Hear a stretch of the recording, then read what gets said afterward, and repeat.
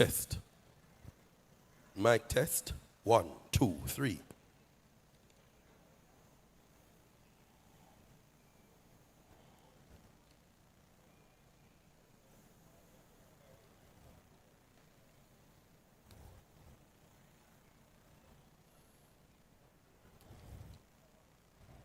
Dr. Donovan Stanbury, Campus Registrar.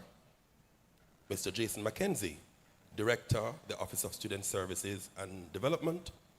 Mr. Jamani Dunn, Head of the International Students Office Unit. Mr. Rashawn Winter, Guild President of the UWI Mona. UWI staff, present, students, parents, guardians, welcome to the UWI. You know, it's unconventional because I am going to ask you to do something, but trust me on it. And in time later on, maybe when you see me on the road, you could say, probably, I see the point you're making. But I'm going to ask you to all give a round of applause.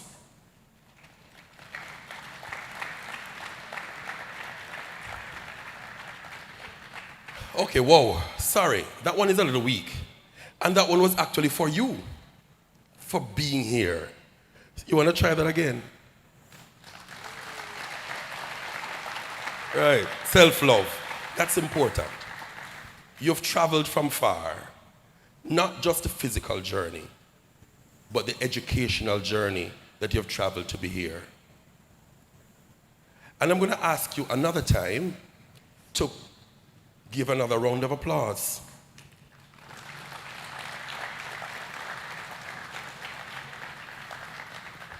And that's honoring the support systems that took you here, right? Because often, even as much as we say it, you know, we have to acknowledge always the work of people who have given us the opportunity to fly, to soar, to excel, to advance. Never lose sight of giving regards to those people who've always been in your corner. And then the third applause, your time. Okay, after 2, 1, 2.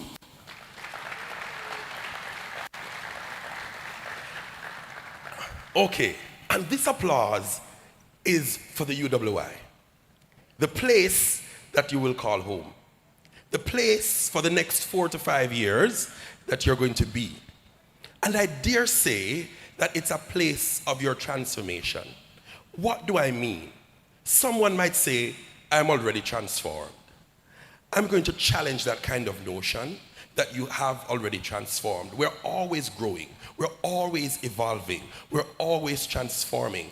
And this is another leg of that transformation. But why is it such a transformation? Because one, it's your time away from family, unless you're a twin and you came together. But you'd still be away from the extended family. 2, it's a new environment with different people from diverse backgrounds. So you probably grew up with families with the same kind of background. But in this space, you're going to meet people from different backgrounds, different cultures. And here you are in this place. You're going to meet them, talk with them, laugh with them, learn with them. You are bound to transform. But thirdly, it's also a transformation because you are developing in a new kind of way. Why? Because the role of the UWI is to challenge you in cognitive ways. The ways you would have reasoned and the ways you would have seen the world. Our qualified lecturers are going to challenge that kind of notion, will push you beyond the bonds that you've ever had, and will take you on the other side to a person that is different, developed, rounded, grown, matured. Transformation is going to happen at the UWI. However, it's up to you the extent to which you transform. It's up to you the extent to which you add value to that transformation. The people you meet, the opportunities you have, the circumstances you get yourselves involved with, the experiential part of your life, it's up to you. Today, you've been given a key to the UWI. And in that Proud ownership is this opportunity to begin to add elements to yourself to build who you are and who you will become in the next 3 to 5 years. Isn't that worth an applause? Because certainly it's an exciting start. Welcome to the UWI. My name is Roger Bent, and I'm going to be your master of ceremony. And it's been a journey for me. I've been at the UWI. I came in as a student, came in from rural Jamaica, and came to the UWI. It transformed my world. If I should tell you how, you'd probably think I'm boasting, and I don't want to be the star of the show.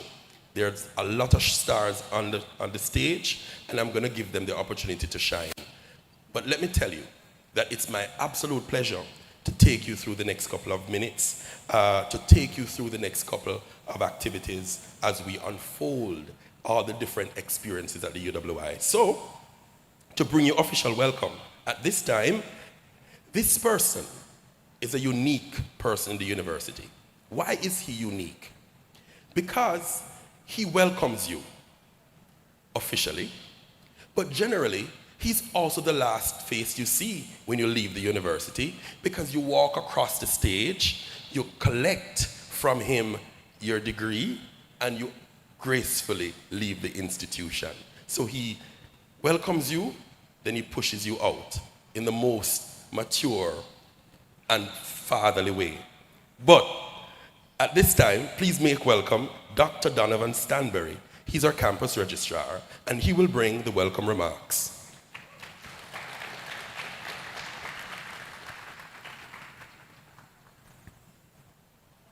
Thank you very much, Roger. I want to assure all of you that between welcoming you and pushing you out, I also do other important things, okay?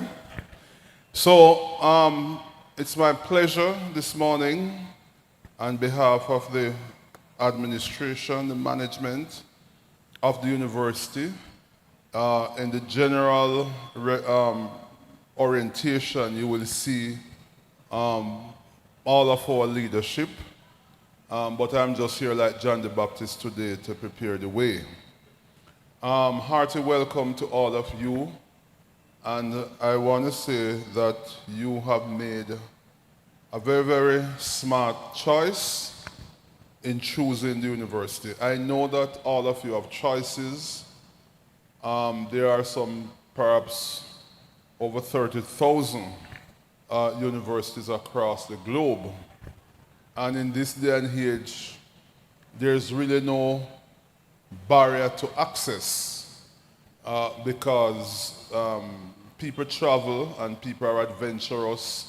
People go all over to study. So to choose the University of the West Indies means that you have made a good choice.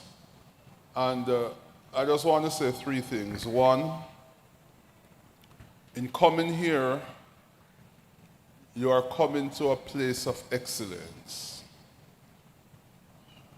For a university in a small developing country, I don't think we have any equal. Our standing, our rating by independent rating agencies that rate university have placed us in the top 3% in the world. So give yourself another round of applause for making a good choice. And the academics that you will interact with are some of the best in the world. This little space here has produced 3 Nobel laureates. Not many universities can boast that. And we have good people who will make sure that you leave here with a solid degree. But the truth is, ladies and gentlemen, education is not only about technical knowledge and certification. The Master of Ceremony spoke to transformation. And the transformation that you will experience here is not only in the sense that you come as young people bright and full of enthusiasm, ready to take on the world and to learn, and you will leave there with a solid degree. But the transformation will come in the form of your own personal development. Because here at the University of the West Indies, we put almost an equal emphasis on your personal development as on your academic achievement. And so we have a whole branch of the university totally devoted to your development in terms of your leadership skills, in terms of interacting with your peers, in terms of expressing yourself, in terms of the cultural exposure, in terms of nurturing you to be a full citizen. That when you leave here, you can hit the world, the real world, mature and strong and ready to add value. And you will hear a little bit more from Mr. Jason Mackenzie, who we have charged here at the university to develop that side of you. But the transformation is also about the friendships that you will cultivate here. And that is very, very important. Some of my best friends right now are people who I've met and interacted with when I was sitting like you in an orientation many, many, many years ago. Those friendships are invaluable. And I can predict from now, Jason Mackenzie, that some of you will get so caught up with the friendship that some of you will not leave Jamaica. Some of you will end up marrying to a Jamaican. Clap for that. And that is how it is. Human beings come into contact with each other, and you should treasure that opportunity. And that is the great advantage, ladies and gentlemen, of a university that is face-to-face. I know the trend the whole world over is for online this and online that and that. I mean, it might be convenient so to do, to engage online. And we also offer online programs. But nothing can substitute the relationships that you will build here at the University of the West Indies. And I can tell you that I have spoken already to our academic acumen, but in terms of our culture, the friendship, the vibes, you could not have chosen a better place. And I'm cautioning you that always remember that your primary focus is your academics, because the vibes there is so sweet and there are so many other things to do that if you are not focused and grounded, sometimes for some people, unfortunately, that becomes the primary objective. So we are here to make your life easier, make your transition smoother, and to give you all the support possible so that you can leave here not only with a degree, but as a person mature, rounded, and ready to take on the challenges and be the leaders of tomorrow.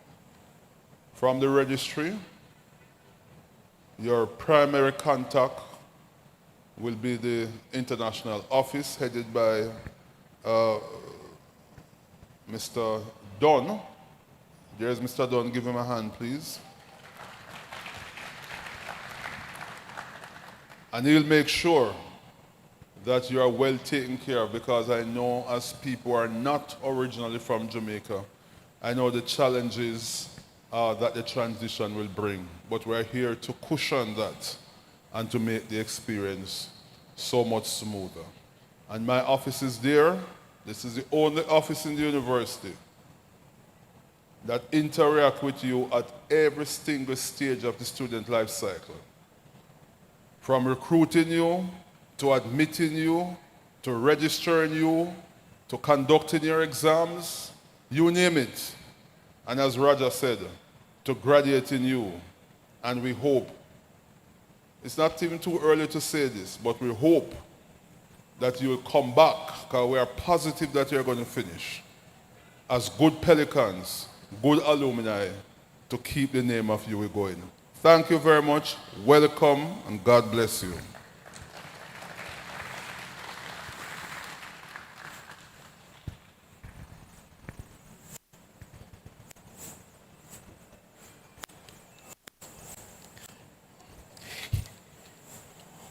He wears it well, because as you see him stand, you would know the amount of responsibility he carries.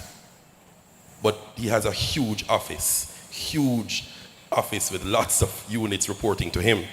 Thank you so very much, Dr. Donovan Stanbury, our campus registrar. Again, show your appreciation to him. Coming next is, he is my direct boss and someone I have known for a very long time. Even as a student here, I knew him. What does that mean? I can speak to his character. I can speak to the mettle of the man.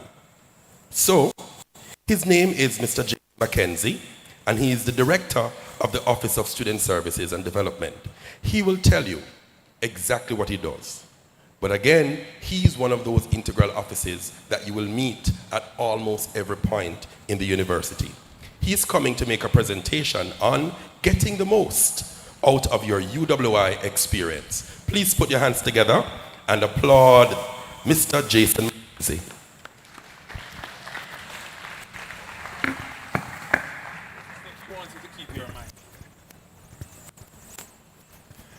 Thank you very much, Mr. Bent, or Master of Ceremonies. Let me acknowledge the presence of Mr. Jemani Dunn, Assistant Registrar with the International Office, as also other members of that office. Our Guild President, Mr. Rashawn Winter, members of my team from the Office of Student Services and Development, to include Ms. Rachel Davis. Let me extend a very warm welcome to all the new UWI Mona Pelicans. I'm delighted to see you here today. We know that you had options, but you chose the UWI. And indeed, you have chosen well. You have come to a very, very special place. Our Vice Chancellor will often remind us that Mona is the ancestral home of the UWI. And so you have come to the place of beginnings. You have come to a place where you will have an amazing experience. So, whether it is the myths that you have heard about Mona or Jamaica, I am saying to you, just be relaxed and allow for the staff and students here at the UWI to ensure that you have a most rewarding and fulfilling journey. We welcome you to this place of beginnings, and certainly we intend to ensure that you have a good beginning which will deliver for you a very, very special ending. I come to you from the Office of Student Services and Development. The Office of Student Services and Development has responsibility for your beyond the classroom learning experiences. For us here at the UWI, we are clear in our minds that learning happens everywhere. And we want to provide for you opportunities to learn, not just in the classroom, but beyond the classroom experience. And so as I share with you this morning, it really is about how do you make the best use of your UWI experience? How do you make the best use of the opportunities that you have here to succeed? I say this to you, that one, I want for you to continue to dream. A lot of persons will think that, oh, I have now arrived at the UWI. It's my dream to attend a higher education institution. But no, you do not stop dreaming because you are at the UWI. I want for you to imagine ennobling possibilities, for you to be able to see great things in your future. And that's a part of what I want you to dream about. You have an opportunity here at the UWI to continue dreaming about the amazing things that you can achieve, the amazing things that you can do with your life. And as you dream, the second thing that you can do to make the most of your experience here is to discover. I want you to, through your academic life, discover new things. You may discover about yourself that you are a better chemist than you thought, that you're a better historian than you thought. Within the classroom, you can discover solutions to engineering problems that the world has faced over time. By discovering, you can innovate in the field of medicine to solve many of the issues that the world is facing in the health sector.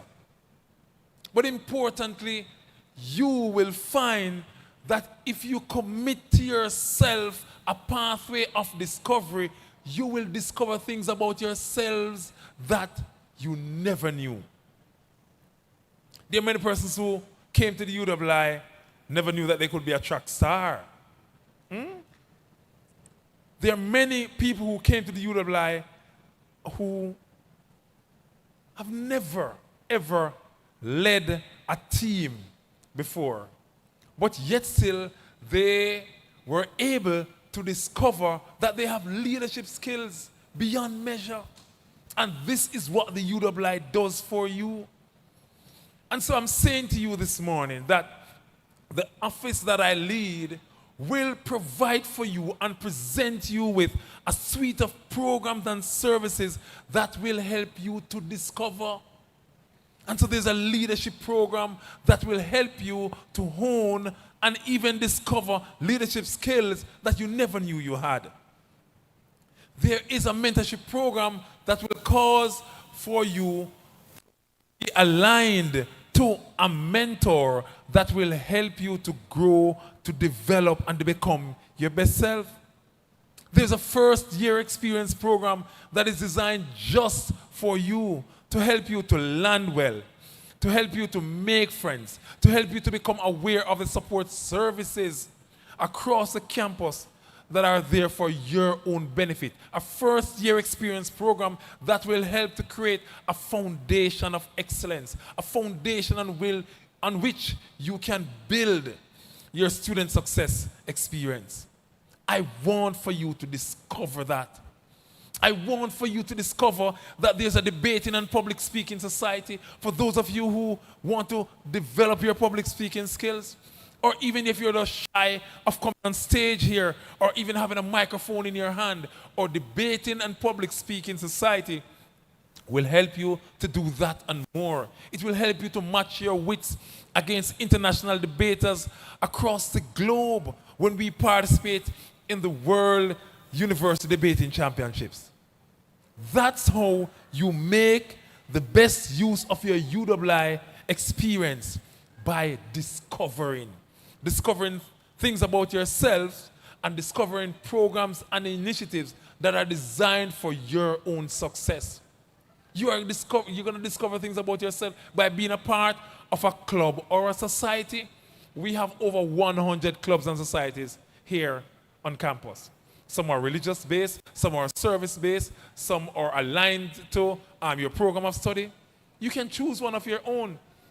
And in fact, if you look on the listing and you don't see one that suits you and you want to start a club or society, there's a way for you to do that. And all that is a part of the process of discovery. So we say to you, first-year students, that we want for you to dream, but we also want for you to discover things about yourself and these amazing opportunities that we have curated for you. Importantly, having dreamed, having discovered, we want for you to deliver. Deliver. We want for you to deliver the highest academic standard that you can achieve. We want for you to discover that, to deliver that first class degree. Yes, we want for you to deliver on a refined personality that will achieve success. We want for you to deliver success. Success based on how you define that. Because failure, we know what that is. But success may differ from person to person, right? But the success that you achieve is not just the academic success, but we want for you to grow to become global citizens, to be able to excel in every single sphere that you serve, wherever across the globe that you go. We want for you to be able to deliver excellence in your chosen field, so that when you leave this space, anyone who comes in contact with you can say confidently, there goes a UWI student. There goes a beautiful human being who understands the human spirit, who cares about others, who recognizes their responsibility to the society, who is environmentally aware, who is grounded in their regional identity, who wants to make the world a better place. We want for you to deliver on that. And so as I welcome you this morning, ladies and gentlemen, as you come to the UWI, it's a place of innovation. It's a place of leadership. It's a place of community service. It is indeed a place for you to continue to dream, a place for you to discover, and a place for you to deliver on your best self. I look forward to working with you throughout the course of the year as together we create amazing experiences. God bless you.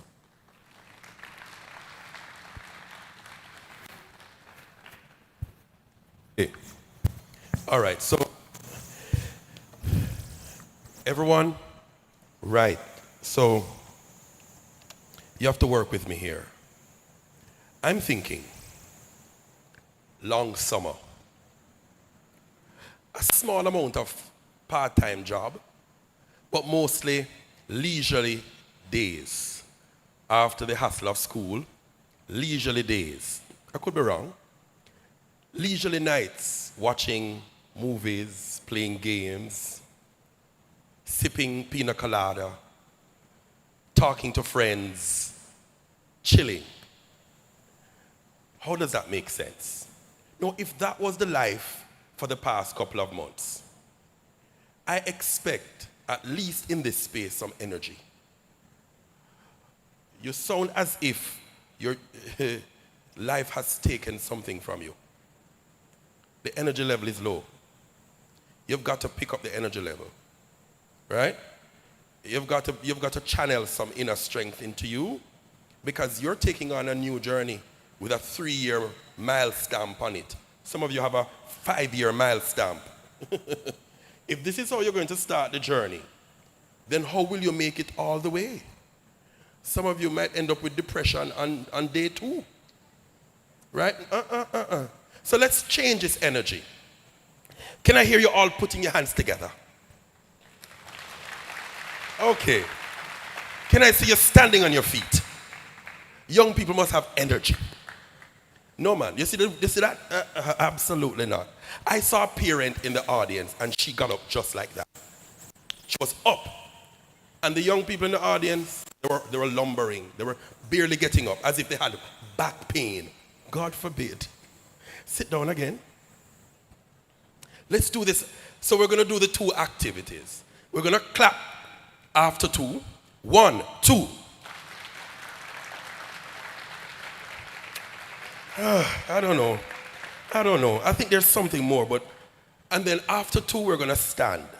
Try to get it in unison. No, you're young. You've got vibe. You've got energy. 1, 2. Okay. We're building a powerful army, you know. All right? So, right. Now, I'm going to give you a little bit of a chant, right? Because the next person coming is the leader that we have chosen to serve on the Guild of Students. And I don't want him to come up here looking at the next crop of students and thinking, wow, tired. No, sir. I want him to feel energy.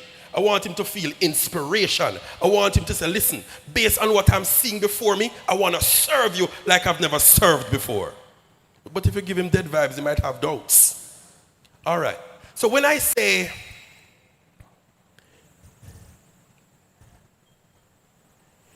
Yui, Yui, Yui. Oh. You see, the orientation people are working. When I say Yui, Yui, Yui, you say oi, oi, oi. Yui, Yui, Yui. Yui, Yui, Yui. Yui. Yui. All right. No bad at all. You got it. You got it. Sit down, please. So I'm not the vibes master. They will come later on. Trust me. Now, I also want you to do something finally. Look on the person to your left and the person to your right. Then, if you can, because some of you may have neck problem and mobility issues, but if you're able to, look behind you. To the left, to the right, and behind you are all faces of people. Statistics says someone in this group is going to be a head of state.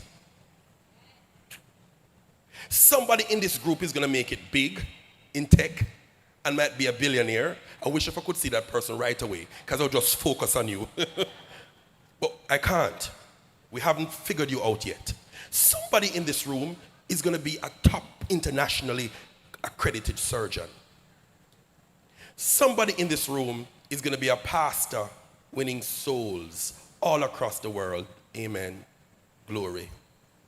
Somebody in this room is going to be a teacher, an author, a leader in whatever area they may choose to. You know what is important about that?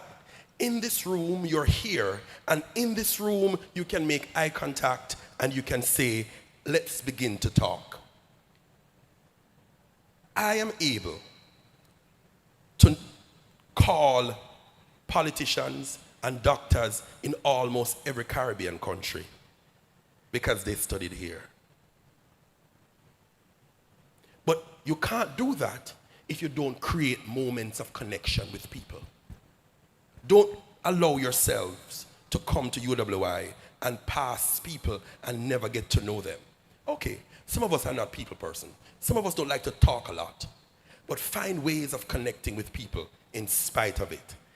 We're all communal beings. We grow, we expand by the partnerships we form.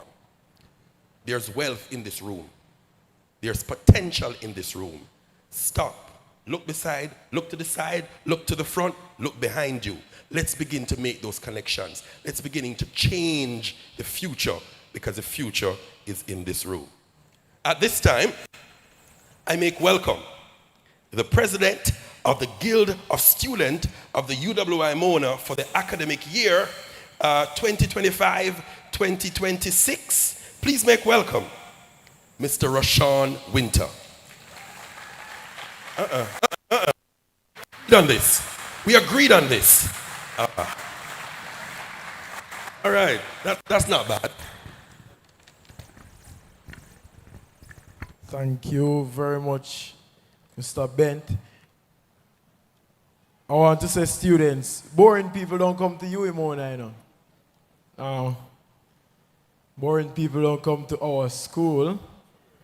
They probably try somewhere else, but not UWI Mona. So let's try again. UWI, UWI, UWI. UWI, UWI, UWI. UWI, UWI. Sounding good. We have orientation next week, and in that I know we have the chant off as well. So you have to get your voices tuned, yes? Because none of us want to be losers at the end of the day. I have to say thank you, Mr. Roger Bent, SSDM of Chancellor Hall, of which I am an alumni now, or Master of Ceremonies. I want to greet Mr. Jason Mackenzie, the director of the Office of Student Services and Development, and he's really an important partner to us as the Guild of Students. We really don't have competing roles, so we work very closely together.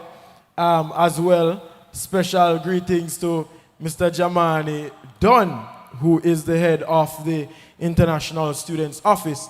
And I tell you something, I made a bold manifesto for regional students, and I had some parts in it that, to be honest, I can say no, that I didn't consult with Mr. Dunn about before. But, you know, after our first orientation committee planning meeting, Mr. Mackenzie advised that I reach out to him, and Mr. Dunn has been so accommodative.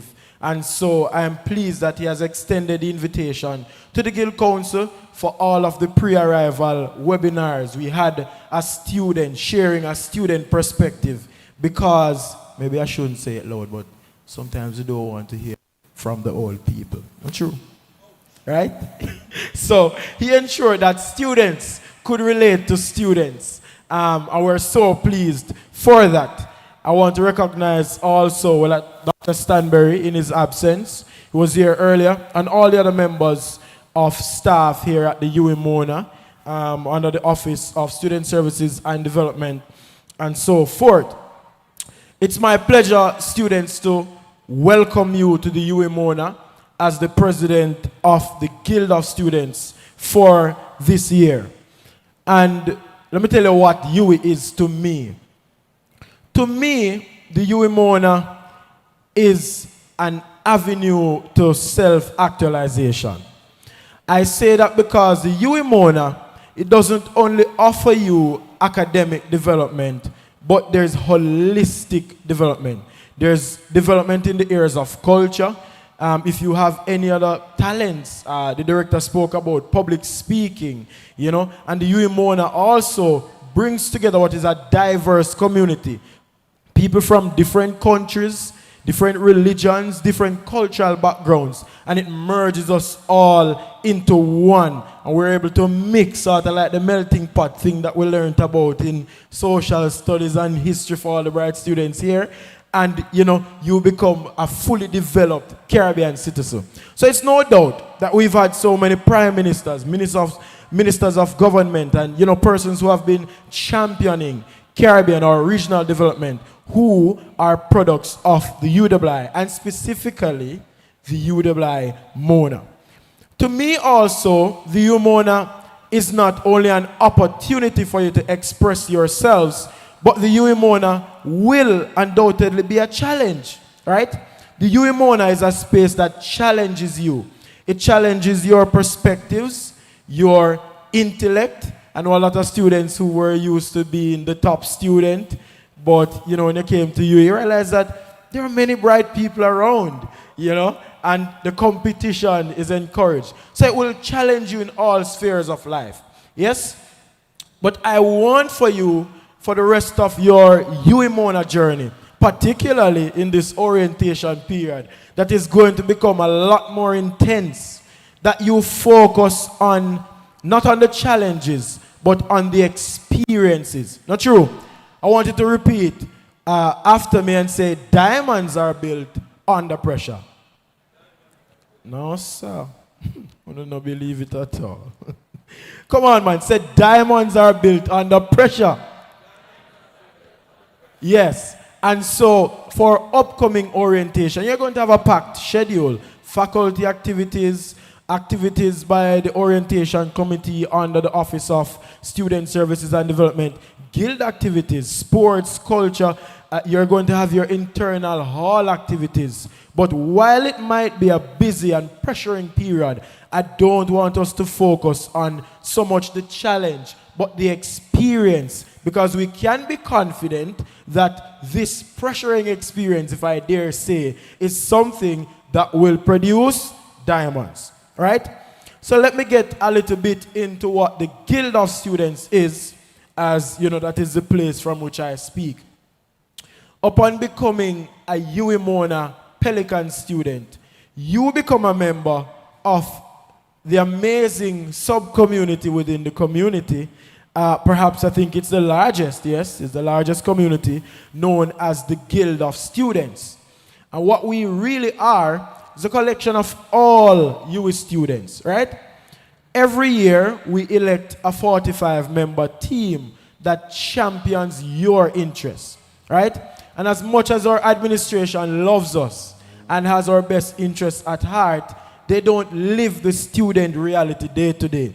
So the best persons that can represent your reality, both to the administration, externally to your government, to anybody in civil society, anybody at all, sometimes even to your parents, is us who are students. So every year we elect this team that is known as the UWI Guild Council, that 45-member team of which I am the president.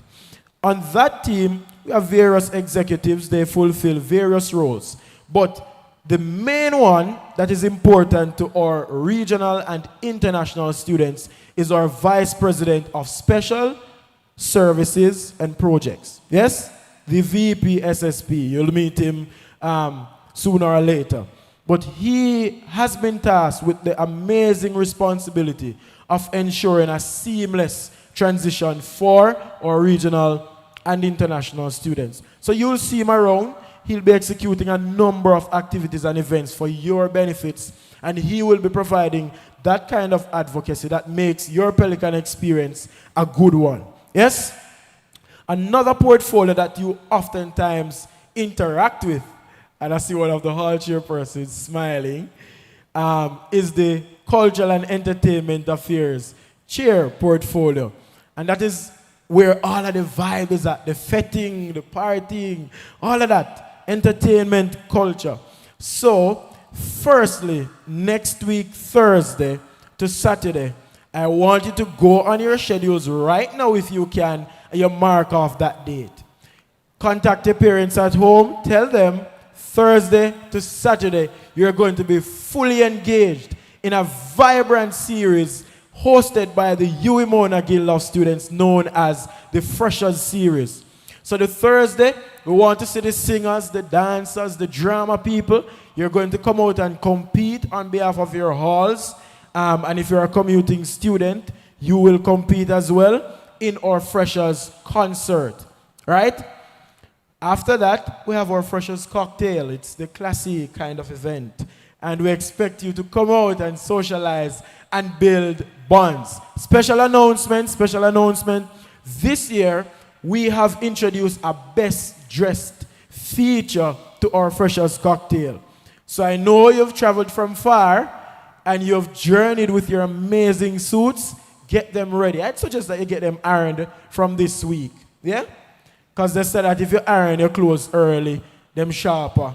So I want you to prepare for our Freshers Cocktail that we're executing in collaboration, of course, with the Office of Student Services and Development. And of course now, on Saturday, it is our finale. It is our Freshers Fete. It is the most relaxed of the events and it's active vibe, you know? So I encourage you out, you know, to come out, put away some cash, of course, because we do welcome your money, but we're offering value and an amazing experience for that money. So put aside some cash and be sure to come out and fete with us, right? Everybody coming to the fete? You don't love party, you know. Right. So let me move on. Further into the year, we're going to have some integration exercises. There is an after party, sorry, but it's not only about that. The core purpose of integration this year will be simply what the term says, integration.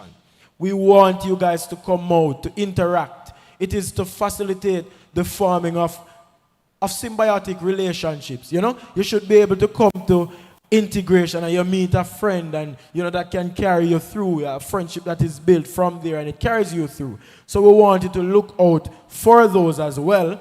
You will hear of the more exciting things as well, the UWI Carnival and those things. I'm sure you've heard the stories, but I won't go too much into that, all right? Of course, next week as well, this weekend going into next week, through our Games Committee chairperson's portfolio, we expect to host a series of intramural freshers events. Yes? So that is hall against hall. I see Leslie here, George, Preston, who else is here? Towers, everybody is here. So I know that you'll be competing against each other to see who is the most athletic hall, and we'll look forward to that. So for these 2 days, get as much rest as possible because we're going to be turning up the heat real quickly.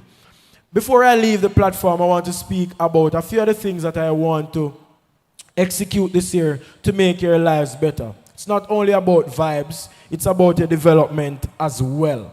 And so already we have an advisor group on our guild of students, in our community that's comprised of island association representatives. So whichever island you're a part of, there is an association and you have a president. And we have created a group.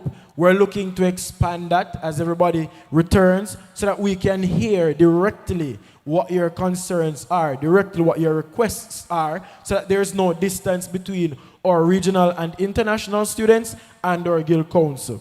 Also, we're looking to see if we can do a mentorship program throughout the year. We're working with the island associations on that. I see Khalid Flair there, former guild councillor, very passionate about it as well. So I know that you guys will nominate him to be on board and to give us the support. We also want to host more cultural and religious celebrations for you, because we know that it might be difficult traveling from your home, coming to Jamaica, and there's nothing that replicates what happens at home. So last year, there was a Diwali celebration. We want to have it again. We want to expand those celebrations to cover other festivals. So we want to hear from you. Tell us what you want, and we will get it done.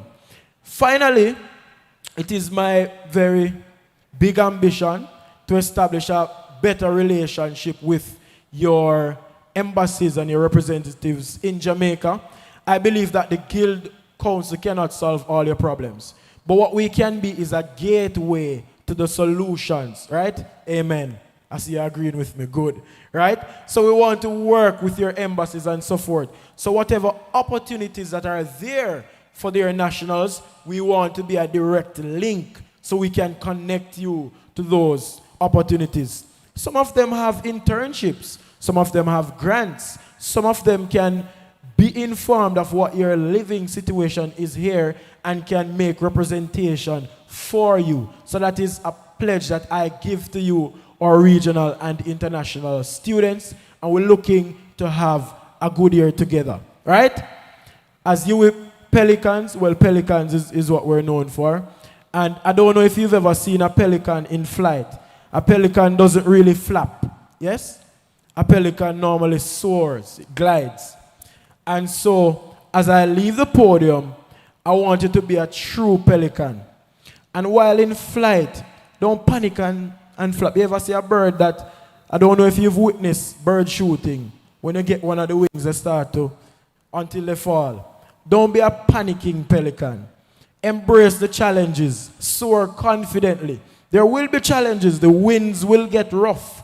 But as good pelicans do, and certainly as you Mona pelicans do, we will embrace those and be confident in flight. We will soar with confidence, with purpose, and we will be deliberate about where we're going. Right? So, thank you for having me. Thank you for listening to my 2 minutes address. And I hope you have a wonderful rest of day. See you this weekend. See you next week. May the best hall win.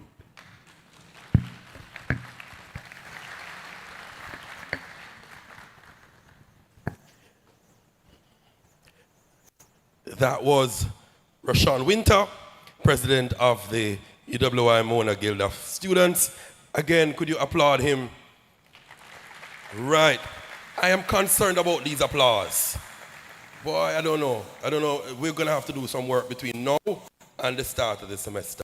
But I trust the team we have to do the job. But the energy, boy, it's not right. It's against human rights. Boy, I tell you.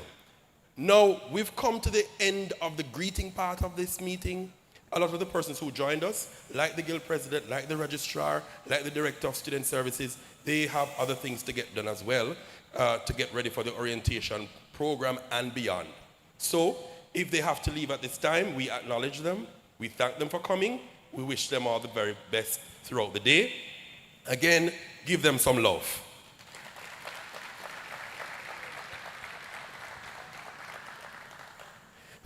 I'm still here with you. I'm going nowhere. But we're shifting a little bit.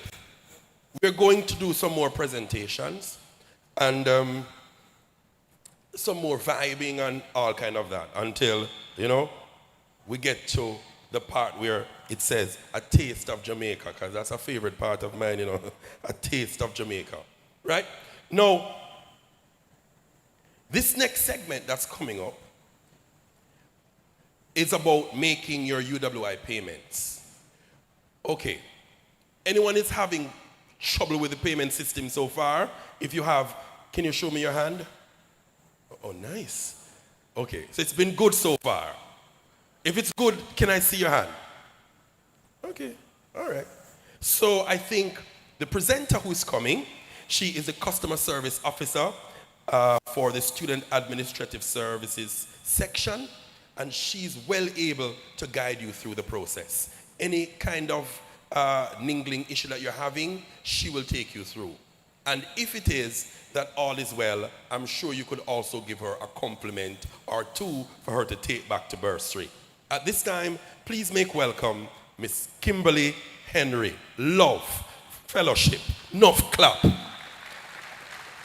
Yeah, I like that one. I like that. I like that. Thank you. Hello everyone. No, sir, the clap was good and then we just gone flat. It's because we're talking about money. All right, let's do this again. Wagwan. No, man, we intimidate them about the whole finances, but have no fear. SAS is here, and we are here to basically act as your guidance, your counselors. And the financial health is very, very important. So we heard all the good things, all the wealth of culture that you can embrace and divulge in. We've heard about, the Mona Guild. We've heard about the Guild of Students and all the fun stuff that they have lined up for you. But one of the very important things that you need to be mindful of is your financial health, your financial standing with the institution.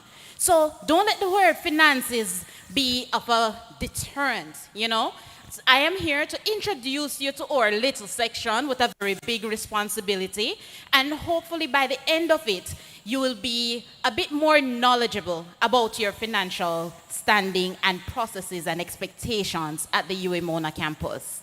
So again, my name is Kimberly Henry, and today I am proudly representing the Billings and Receivables section, as well as the Student Administrative Services section, more commonly known as SAS. Now, we handle anything financially related. If you have questions about your payments, your charges, once you're a student and you have a question about your finances, SAS needs to be your best friend.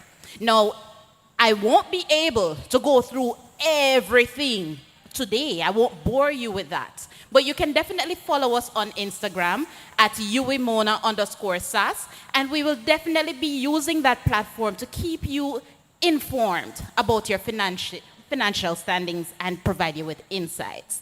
Now, let's talk about SAS for just a moment. Now, as mentioned before, we handle anything financially related, any questions you may have, be it about your billing, be it about your finances when it comes on to scholarship payments.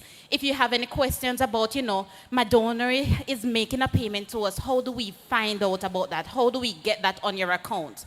Anything like that, we are here to assist you with. Now, as regional and international students, you are still subject to the commitment fee. So if you have not yet made the payment of the commitment fee, wherein which I will assume that you have all done so, since we had no complaints about our existing payment platforms, right? But if you've not yet done so, the commitment fee of 35,000 Jamaican dollars is due, and it's basically a deposit that you put towards your account.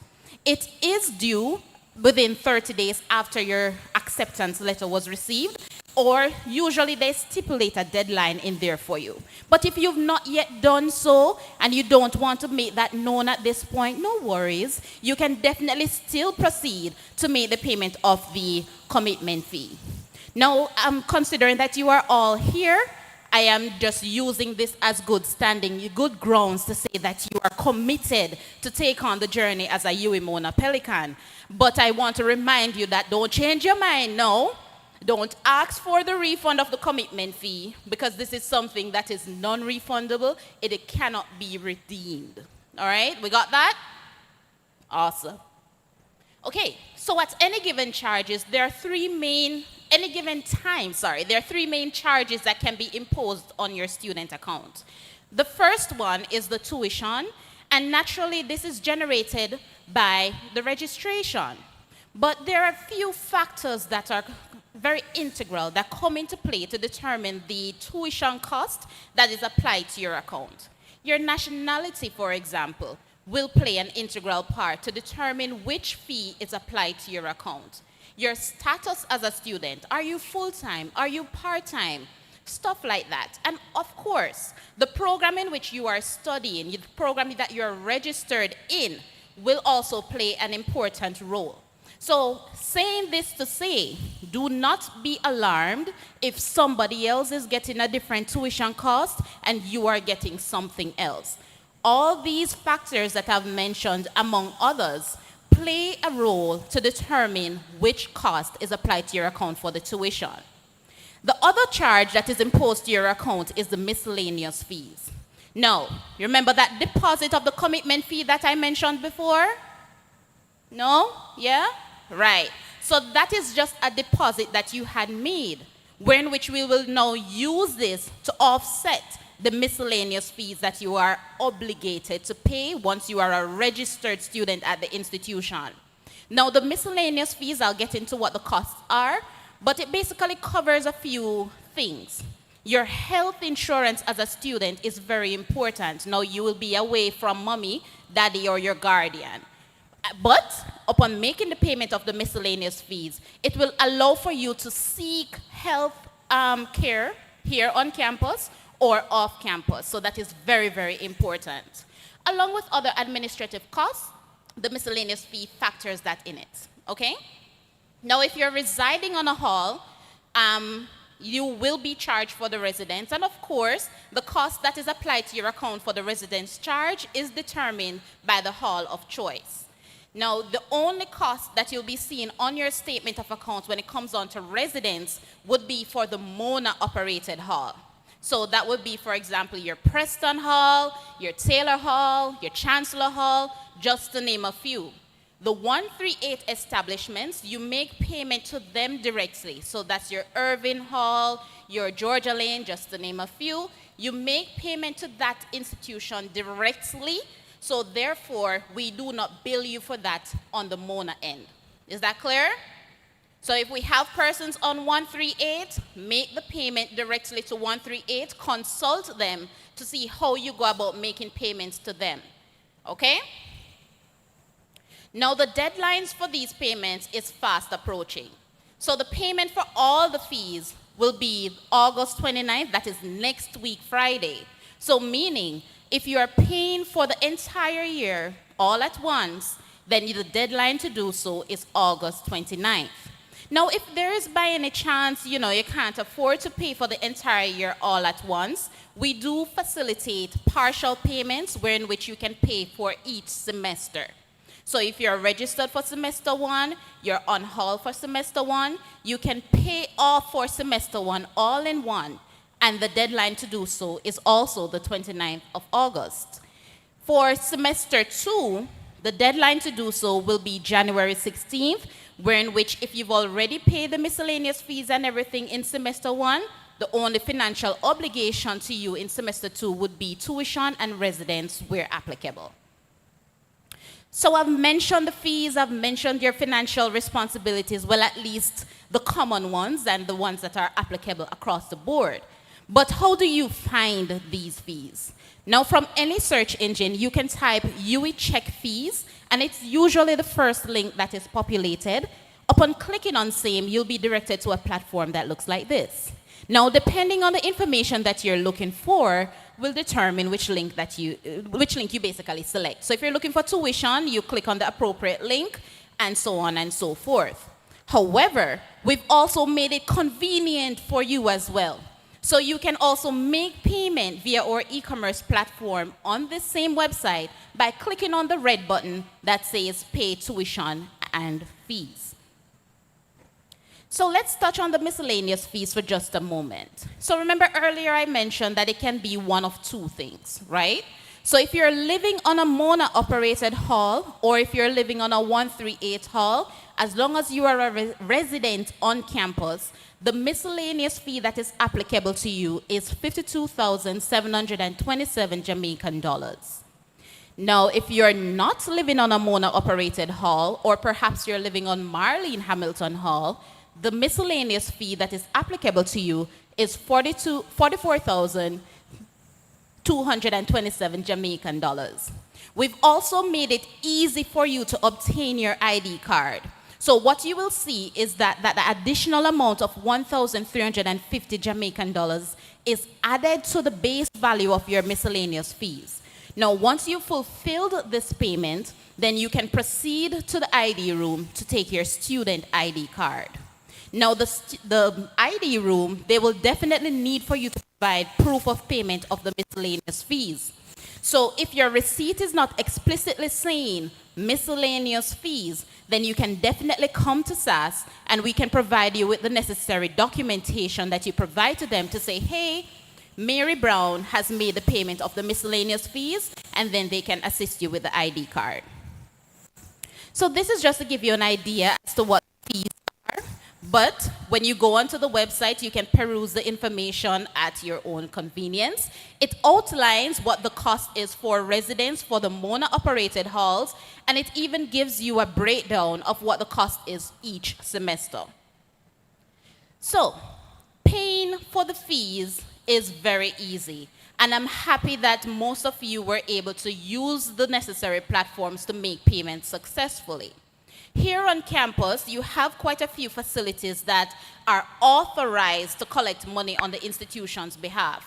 So for example, on campus, you have a Western Union location, you have the Jamaica National Bank, there is an NCB location, however, they do not accept funds there.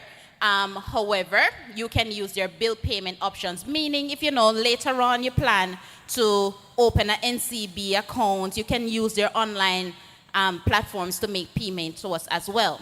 However, the fastest options would be the bursar cashier.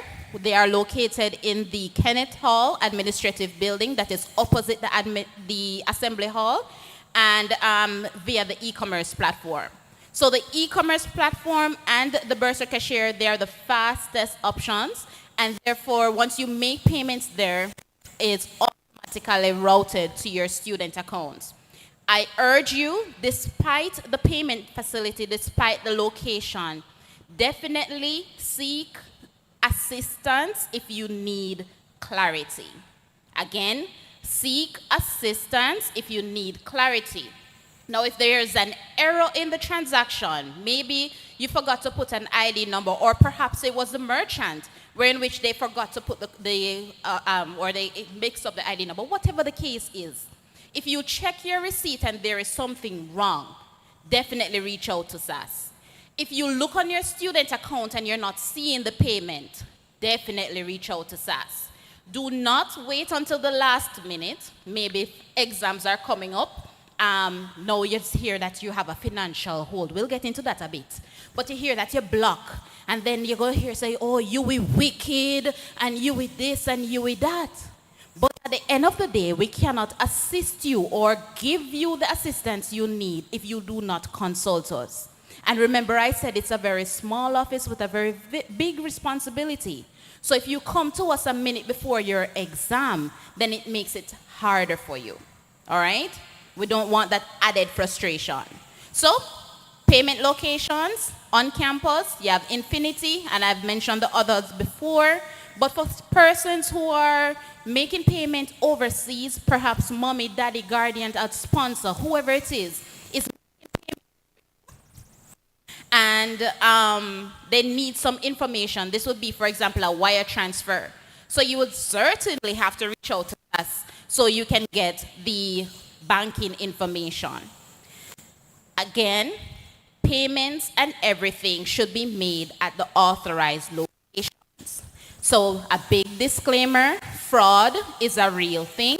The institution does not accept. There are penalties, so if you want to come and do a form of fraudulent activity, do not encourage it. There's another mic. Right. Thank you. All right. So fraudulent activities, that is not tolerated. But at the end of the day as well, you may have persons posing as authorized dealers for the institution. See the information from us directly. Under no condition will be reaching out to you, the bursary that is, will be reaching out to you to say, hey, can you verify your card information to do such and such? Or, hey, anything personal when it comes on to you. If it takes something to say, why are you calling me, asking me that? It's probably not us, all right? So be mindful of that.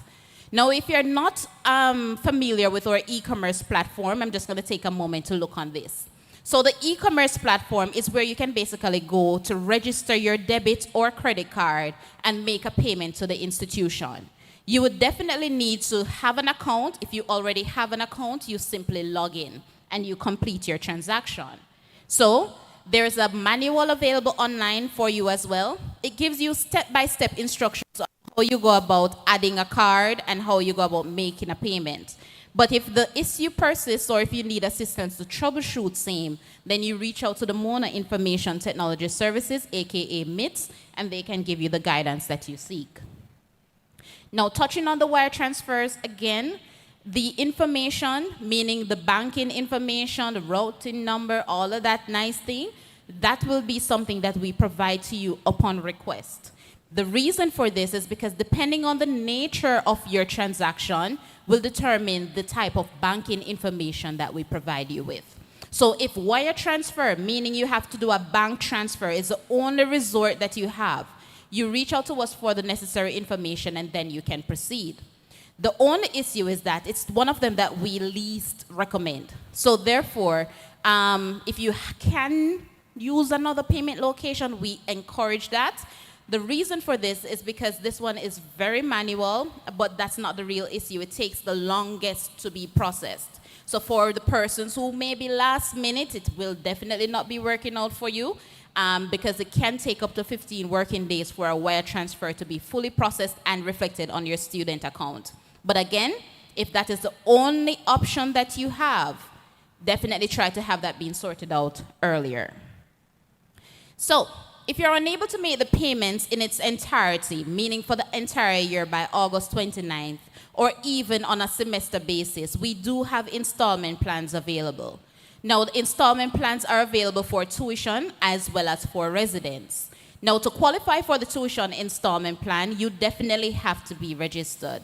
That's the only way the institution will be able to bill you. So no, just going to class won't work, meaning you're going and you're not officially registered. If you're awaiting an override to be approved, you're not registered for that course. So therefore, if the course is not showing on your timetable, that means you are not registered.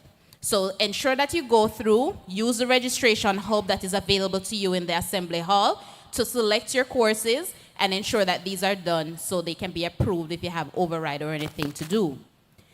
In addition, you need to make a payment of 25% the 25% of the tuition, for the semester. That is a deposit towards the account. You would have already paid your commitment fee. So if you need to make additional payments to complete the miscellaneous fee requirement, no problems. You can certainly go ahead and do so because the miscellaneous fee is needed, the payment in its entirety upfront. And if by any chance you are a returning Pelican, perhaps you're here to do another program, welcome again. But if you have any other balances outstanding, that needs to be cleared as well. For the residents, the miscellaneous fee is definitely a must again. However, 25% of the residence charge for the semester is due upfront, and the charge for the hall needs to be there. So if you were accepted, and this is only for the Mona-operated halls, let me just be clear. So if you were accepted for housing and you're there, ensure that the information is recorded by the office so that the charges can be applied to your account. So the installment plan portal, it's already open, and the deadline to send in your applications, whether it is for tuition or residence, that is September 12th, 2025. The residence installment plan, you can get up to 4 months, but for the tuition, this will only be available for 3 months, meaning from September to November. So when finals start in December, you would have already been financially cleared for the tuition at least, so that you can go through with your exams without no fear. If this is something that you would like to use throughout your academic journey, you have to submit an application for the installment plan on a semester basis. So for now, it's already open. You access that on the Bursary Online Student Systems, aka BOSS, and then you submit your application. Once it's there, we'll review, and upon approval of it, you will get an email from us outlining what your monthly payments ought to be and also the stipulated deadlines. Now, I've made you privy to the information when it comes on to your financial obligations, but I have to touch on the penalties for just a little bit. Now, if you do not make your payment in a timely manner, or the deadlines come about and you have not fulfilled your payment for same, you're considered to be in arrears, you're considered to be in a delinquent, you're considered to not be in good financial standing with the institution. Now, the first penalty that will be imposed on your account is what we call a financial hold. Now, the financial hold will restrict your ability to access certain amenities, certain services on campus, and it also restricts you from seeing your grades. So you will not be able to see your grades, your unofficial transcripts, whatever it is. If you need a service from any one of these offices as well, it will restrict you, okay? You're not considered to be a student at the institution if you have money outstanding. Am I right, admissions office? Right. So ensure that your fees are paid and they are done so in a timely manner. Outside of that, by the institution's policy, a 1% late fine is calculated and it is added to your account at the end of each month until your balance is cleared. So until your account is regularized, you will be accumulating late fines. And this is 1% of whatever balance is there at that time. If you are on an installment plan and you did not make the payment in full at that time, the late fine will be calculated on the amount that was due, and it will be added to your account. For persons who are awaiting payments from scholarships and donors, get that information into us as soon as possible. Perhaps you're getting funding through GATE, Trinity Nationals, or Help Loan, or whatever the case is. This way, we can be in the know to say how your tuition is to be covered. It will not stop the automated system of the late fines. However, it gives us grounds to further adjust your account once the payment is made by the donor. For extremely delinquent accounts, we will send your account and your information over to an authorized collection agency who will do what needs to be done on the institution's behalf to retrieve said funds. On a monthly basis as well, your credit standing is relayed to the credit bureau, be it good or bad, but we definitely report to the credit bureau. So persons, you know, you have a life after UE, you want to get your car, your house, and all of that. Remember, credit score, we need to ensure that that's in good standing. So as I wrap up, I want to introduce you to our online system just a bit. So for the Bursary Online Student System, aka BOSS, this is a platform online that you can request certain services from SAS. So meaning, if you need a tuition letter, if you need an official copy of your statement of accounts, you need the installment plan, stuff like that. You can access the particular request or form online, so you don't necessarily have to come in office. If you have to come in office, no problem. I'm not saying that you cannot. So from any search engine, type UE Online Systems, and then from there, you click on the Bursary Online Student Systems option that is beneath the Students column. You simply sign in with the same credentials that you use to access all the other student websites.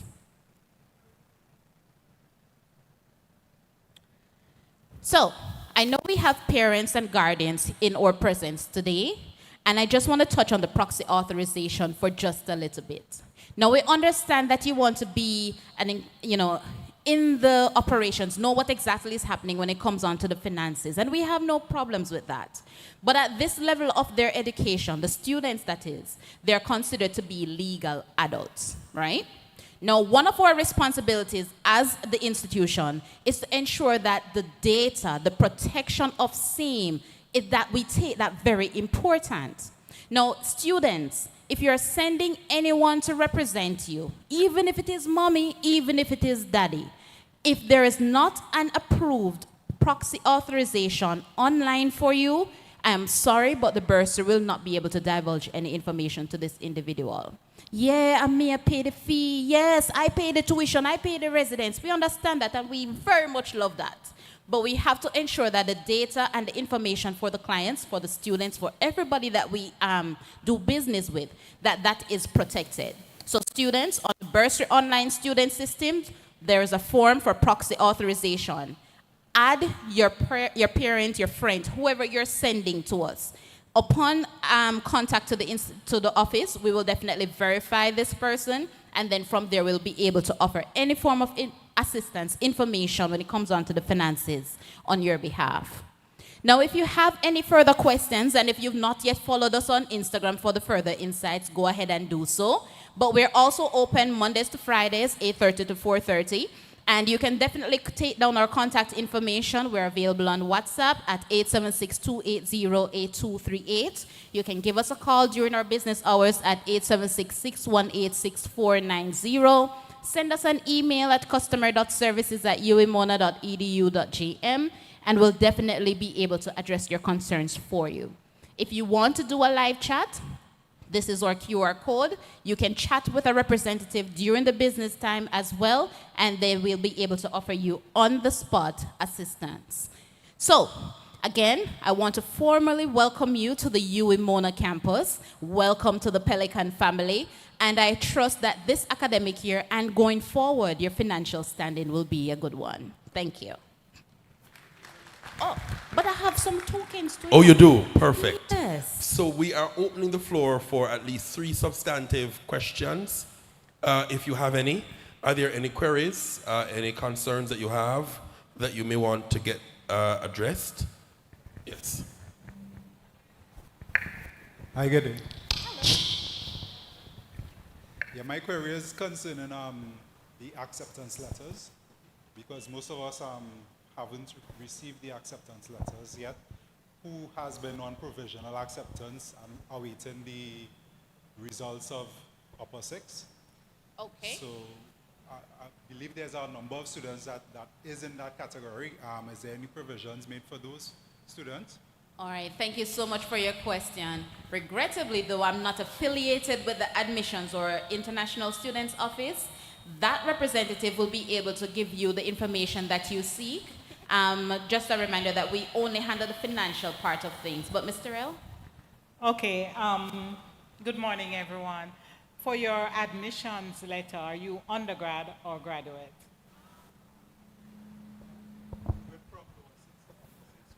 Okay, so you're an undergraduate. You need to check with the admissions office. Seeing that you're here on campus, you can go over to the admissions office. Okay. There is a hand there.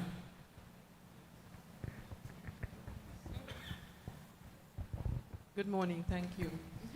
So I wanted to find out, is it only the student that has an account on the BOSS system where they register credit cards, or it can also be a parent or the person paying? Thank you for that question. So to confirm, you want to know if a parent can go on the e-commerce platform to make payment? I know I can, but I've registered my card already. No, man, you can certainly do so. Making a payment is different as opposed to seeking specific information about the account. So when it comes on to, if you want to know what the account balance is and all of that, that's what the proxy authorization is for. That's not the issue. The issue is I'd have gone on already and registered my card to pay the deposit. However, now when I go on to pay, it is saying that my card isn't registered. Well, that's a question for MITS, to be honest. For MITS. Right, so that sounds a bit more technical. But you can make a payment. You can register your account as a parent. Register the card. No, yeah, that is allowed. But in terms of the technical issues, you would have to reach out to MITS. I have a question, though, because I have some tokens to give away, right? So in the presentation, I mentioned the payment deadlines. So what is the payment deadline? The first person to come up. What is the payment deadline for all the fees? August 29th. All right, thank you so much. Oh man, don't give her a round of applause, man. All right. Okay. So, just a little token.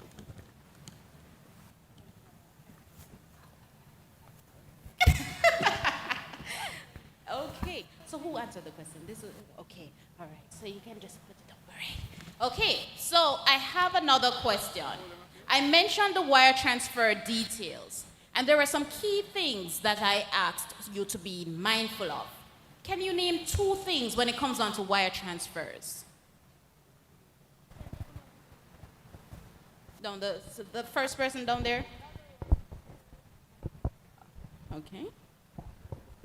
Good afternoon. You said that they're very manual and that you also mentioned that they take longer. Okay. All right. Coming over to you. Give her a round of applause. All right. And you mentioned, you have anything else to add to it? No, hearing you. She said it takes 15 days, 15 business days to process a wire transfer. So if you're late, don't do the wire transfer and pick one of the options. And if you have to do the wire transfer, then go ahead, but try your best not to. Okay. All right. So I'm going to give you this token. All right, and I'm coming over there. Well, that would be my little 2 cents for today. Thank you so much for having the bursary. And thank you so very much, Kimberly. I tell you, she makes money sound so easy. Whoa. So, I have, is there an Ashley Johns here? Ashley Johns? Anyone know of an Ashley Johns? No?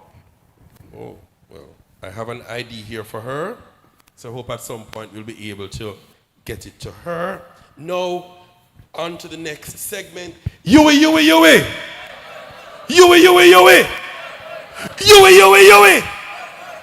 Yui, Yui, Yui. Yui. Yui. Yui!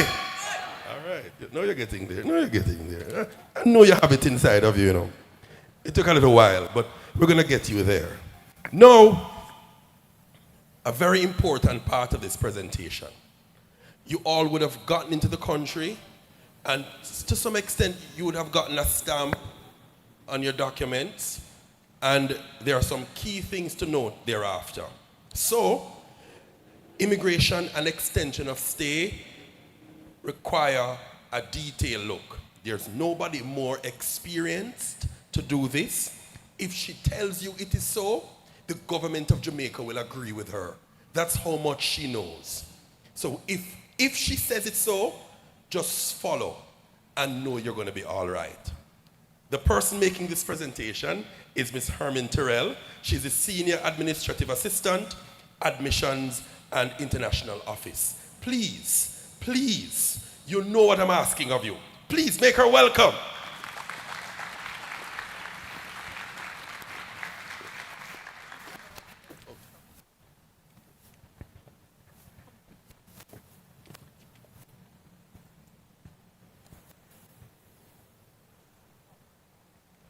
All right. Good morning, everyone, and welcome to Jamaica. Welcome to the UWI. Now, we're going to be talking about immigration matters. Now, it's very important that you pay keen attention to what I'm about to tell you. It will cost you an additional amount if you fail to follow the instructions that I'm about to give. Please bear in mind that as it relates to immigration, it's a government of Jamaica business that we're talking about. So it's very important that you being here, that you follow what will be required of you. What we will cover today, we'll talk about the landing stamp, the actual extension of stay application, and the fines and penalties. Now, your landing stamp. Now, if you look in your passports, some of you would have received a stamp that looks a lot like this. There are some persons, however, you use the machine, so you got a printed slip upon entry. So it's very important. The printed slip or the stamp is what you should have. It's one and the same thing. Now, on your stamp, there is a landed until date. That date is written in, it's handwritten. On the slip of paper that you got, there is also a landed until date. Students, you entered Jamaica as a visitor. Now, some persons would have been landed for 2 months, 4 months, even up to 6 months. You are here you are landed as a visitor. However, the purpose of you being here is that of a student. Now, I'm going to spend some time trying to make sure that you understand this, because over the years, we have realized that persons will tell you that you can come and go as you like. Immigration won't catch up on you. Yes, they will. So please ensure that you pay attention to your landed until date, which is written in your passport on this stamp, or you got a slip of paper because you used one of the machines.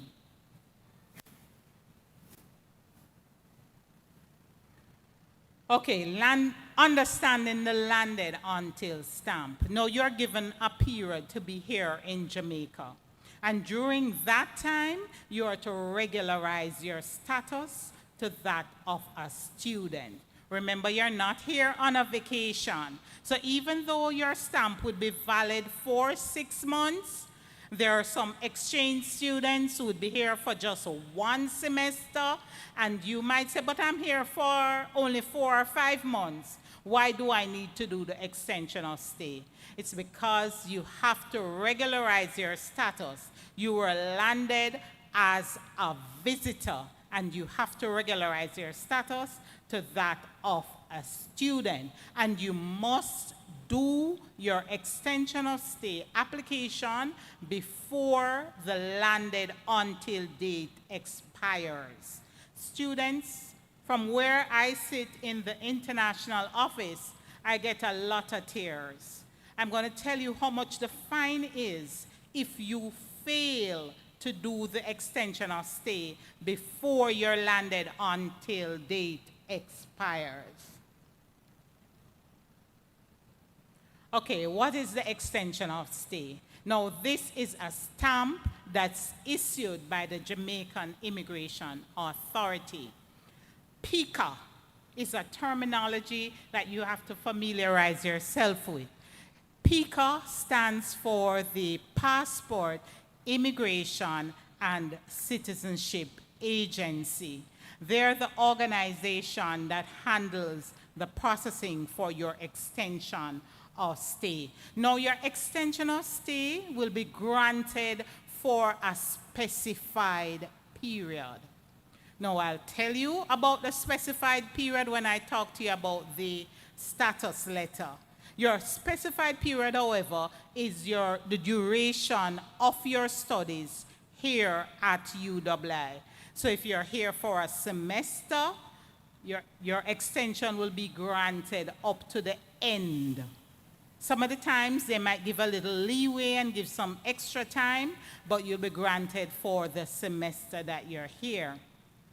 If you're here for a full degree program, you'd be granted an extension for the duration of your program. And that might run from 3 years to 5 years, depending on your program.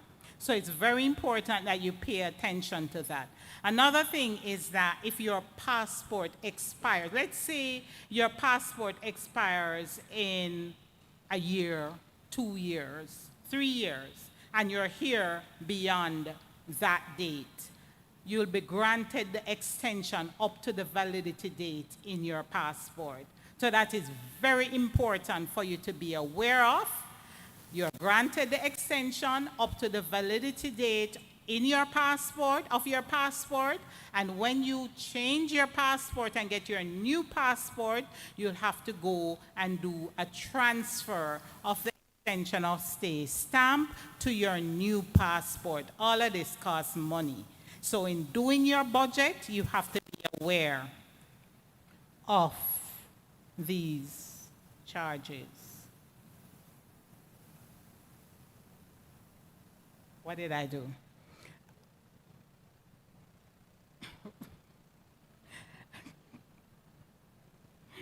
One moment, please. Where is it? No, go back. Yeah, it's right here. All right. No, I'm right to where I'm supposed to be. All right, so what is required for your extension of stay? You need your passport.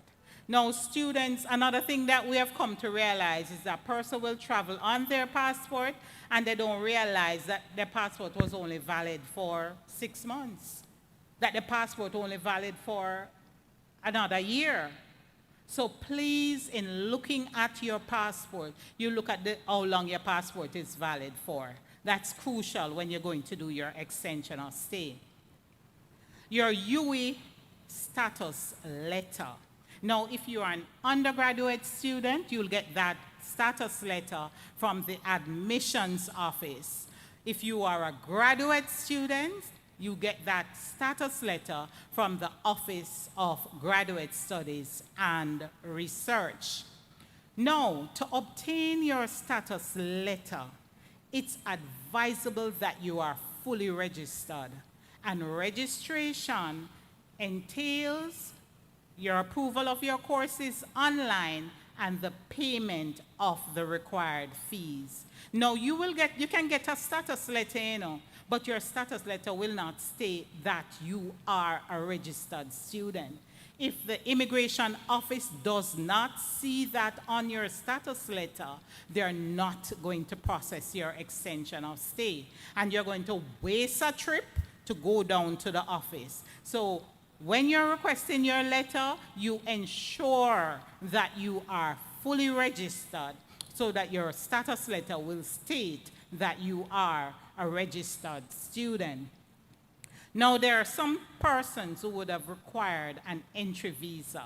If you are from a non-Commonwealth country, you would have required an entry visa.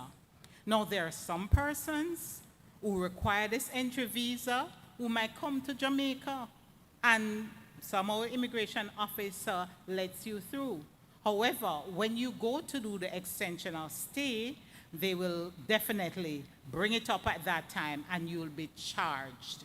So please ensure, based on your passport, because some persons you might live in a particular country, however you bear a passport from another country. And that too is something that is very crucial that you need to pay attention to. Okay, the required fees. Now I'm about to tell you the cost for your extension of stay. And bear in mind that this is not a UWI charge. This is a Government of Jamaica charge. Now for the extension of stay, the processing, everyone will pay 10,000 Jamaican dollars. Now for the processing of your extension of stay, everyone will be required to pay 10,000 Jamaican dollars.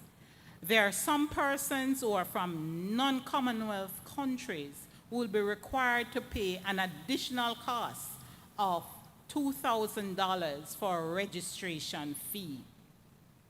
There are also some persons, based on where you're from a non-Commonwealth country, who would be required to pay a multiple entry visa fee. No, the section in red, the penalties. No, failure to do your extension of stay before you're landed until stamp expires will incur a penalty of 50,000 Jamaican dollars. Now, bear this in mind, students. You're being told that you must do the extension of stay before you're landed until stamp expires. Another thing too, if you plan to leave Jamaica, let's say something happens back home and you have to leave Jamaica, it's advisable that you do your extension of stay before you leave. So that's 50,000 Jamaican dollars additional if you fail to do the extension of stay before the landed until stamp expires. Now, this is a list of the countries that will require a multiple entry visa. Now, these countries, you would have been required to get an entry visa. However, being here in Jamaica, you have to do the multiple entry visa, provided that you might have to leave back and forth, so you wouldn't have to do another entry visa. So please look at the countries. If you're from one of these countries, you bear that in mind, bear the charges that are applicable, because you'd be required to pay this additional amount when you go to do the extension of stay application. The process. Again, I'm going to go over the process. You must be fully registered. All right? And registration entails not only getting your courses approved, but it also requires that you pay your applicable fees. You can visit our office, the International Students Office. That's where I'm from. You can visit our office to get the application form and the instruction. Today, we have also put that information in those little bags that you have, the application form for the extension of stay and the instructions. They have already been given to you. So please ensure that you have a look at them in your bag. Now, in completing the form, we ask that you pay particular attention to the different sections and you go ahead and complete the form. You can complete the form ahead of going down to the immigration office, but please ensure that you complete all the required sections. For the section for references, now on the instruction sheet that we gave you 2 references that you can use on the application form. The application form for the extension of stay will require that you indicate the names and addresses of 2 references. And we're using 2 persons from the University of the West Indies as the references. So you can put those on the form. Remember, you have all of this information in your little red bag. You sign and date the form, and you do not fill out the page 2 of the form. Now, the Office for the Passport, Immigration, and Citizenship Agency is located on Waterloo Road. Now, Waterloo Road, it's a little way from here, about 15-20 minutes on a good day. If you're going to take public transportation, the public transportation don't run. If you take something from either Irving Gate or from the main gate, it won't run on the Waterloo Road, so you'd have to get off and walk it down. It's advisable, therefore, that you take a taxi. Now, we have a number of taxi services that are online that you can request a taxi and they pick you up and you go down to the PICA office. It's also advisable that you go with someone else. So let's say you're from Trinidad and you meet upon a group of students from Trinidad or from Barbados or from wherever. You're here too, you're in hall, and you meet somebody else from another country and they're going down to PICA. You can go together so you can share the cost. Now the hours for the office are indicated here from 8:30 to 3 p.m. and we have a telephone number, and they also have their email address. Another thing, students, that I want to point out to you, the PICA office, it's a government office. So when you go down to the office, I'm sure this obtains in your country, you make sure that you're appropriately dressed. If you go in a belly skin or short skirt or shorts or a sleeveless t-shirt, they might not allow you to enter the building. So please ensure that you are appropriately dressed so that you don't have to incur the cost to make a second visit. Now, you can contact us in the admissions and international office. Now, if you need to get any further information, you can come and pay us a visit. And bear in mind, students, we have already been getting questions about the extension of stay. Now, I know that with our parents being here, they want to get some of the things out of the way. Dealing with the extension of stay, you have to be registered. So when you get that status letter, you pay attention to what is written, the terminology that is used. It must say that you are a registered student. If the letter says that this person was accepted, if the letter says that you have selected courses, you will not get through for the extension of stay. The letter must say that you are a registered student at the University of the West Indies for the 25-26 academic year, whether it be for semester 1 or semester 2. All right? Now, I've come to the end of my presentation, so I'm hoping that you found it useful. Are there any questions?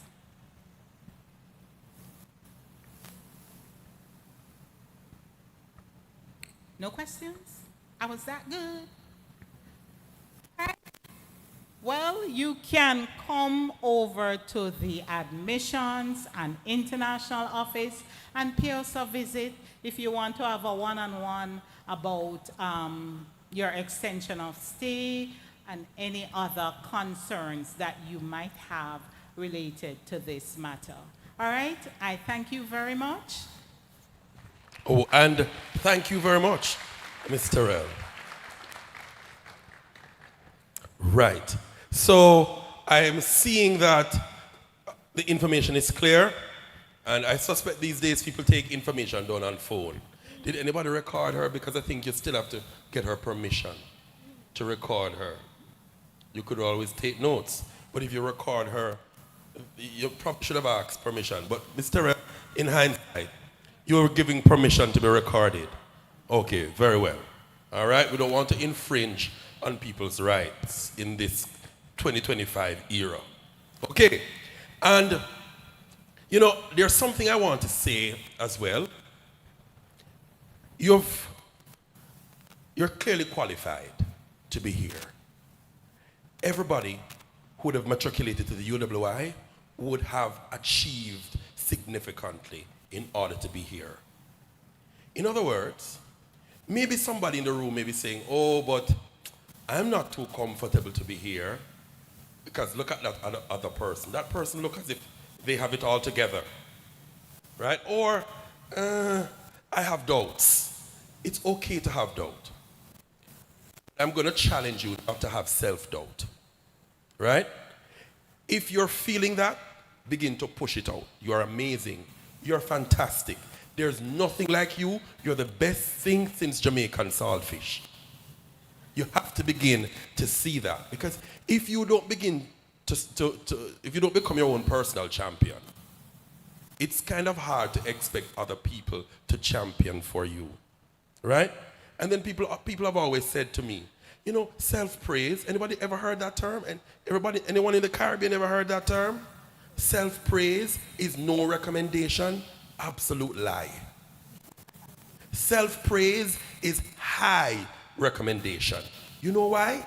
Most of us, even when people give us compliment, we never believe we've done the best we can. We always self-doubt. We always hold ourselves to a higher standard.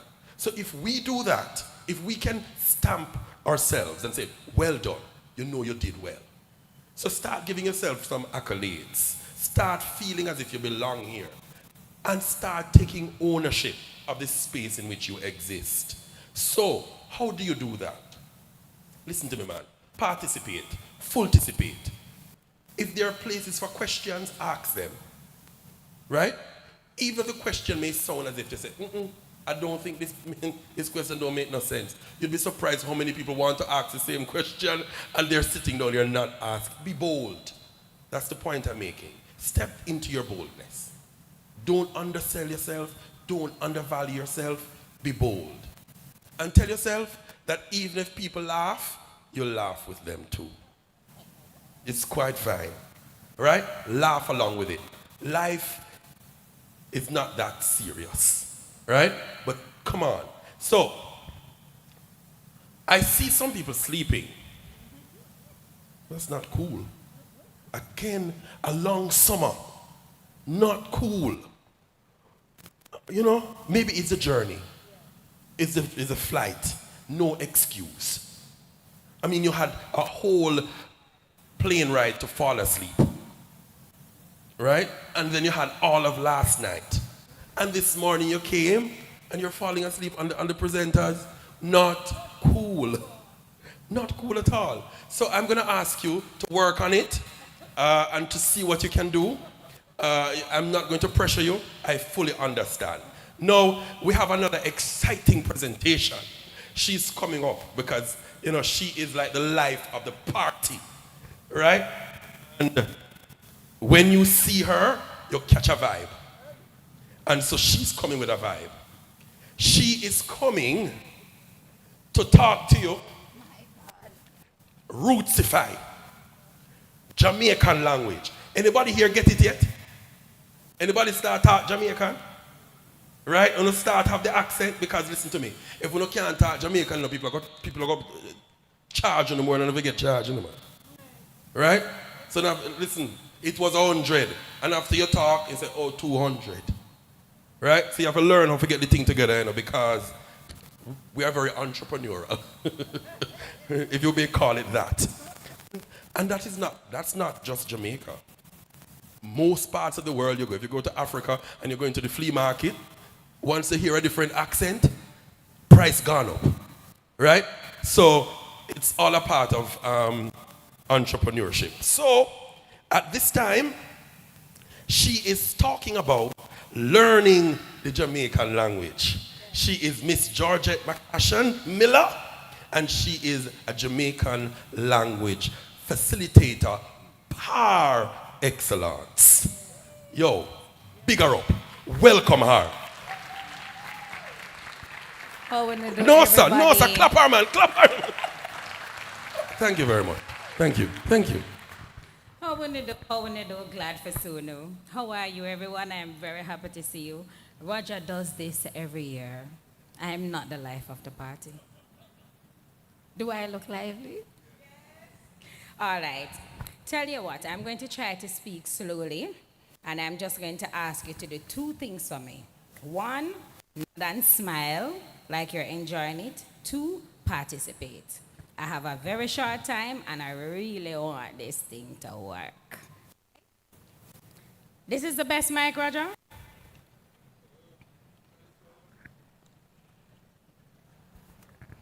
Oh, my thing is working. Yes. Is my audio working if I... And if you want, you can give it like... It's working.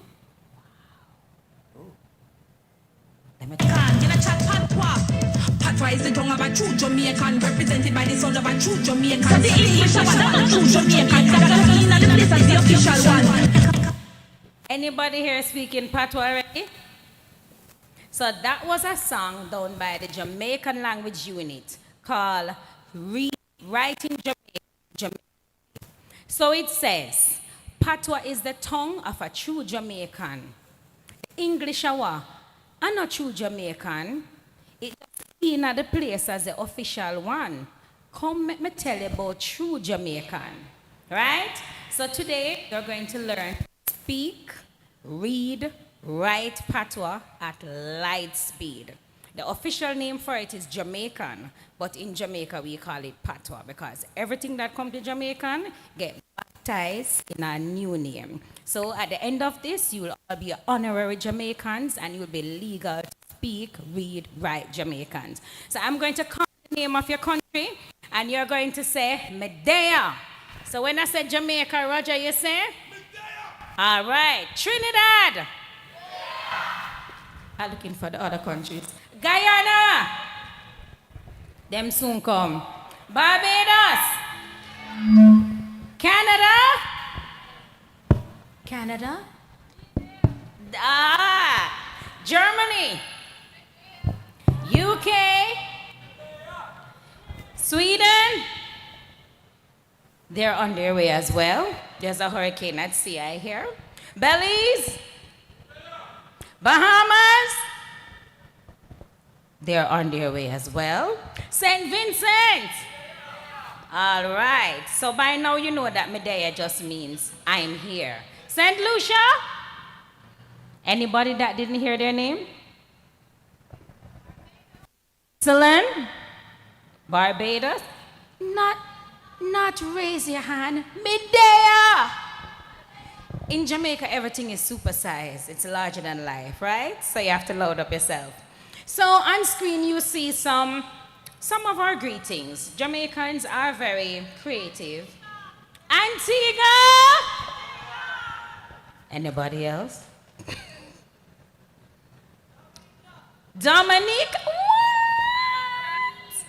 I did say Belize. Big up yourself, Dominica. Anybody from Haiti? St. Kitts? No, man, we need to have two.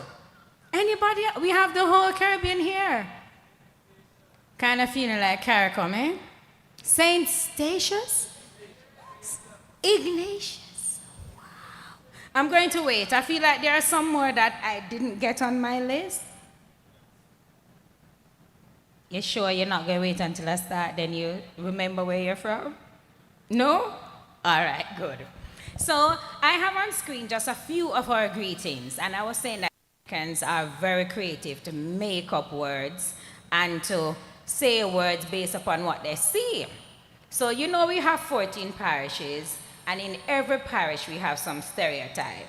So for example, we like to name things and classify things. So before I tell you about the greetings, I'm just going to give you a few examples, especially for my international folks, so you feel more, not comfortable, but understandable in our country. So someone of my chocolate complexion, especially a man, anywhere in Jamaica, them go and call him blacks, right? If you look like you're of Asian, ASAIN descent, use Mr. Chin, whether you're from Korea, Indonesia, Japan, anywhere else. If you look like you're Caucasian, you're whitey or whites, they are all affectionate terms. Do not get offended, you're in Jamaica. So someone will come up to you and say, "Oh, you do, whitey?" They're simply asking, "How are you?"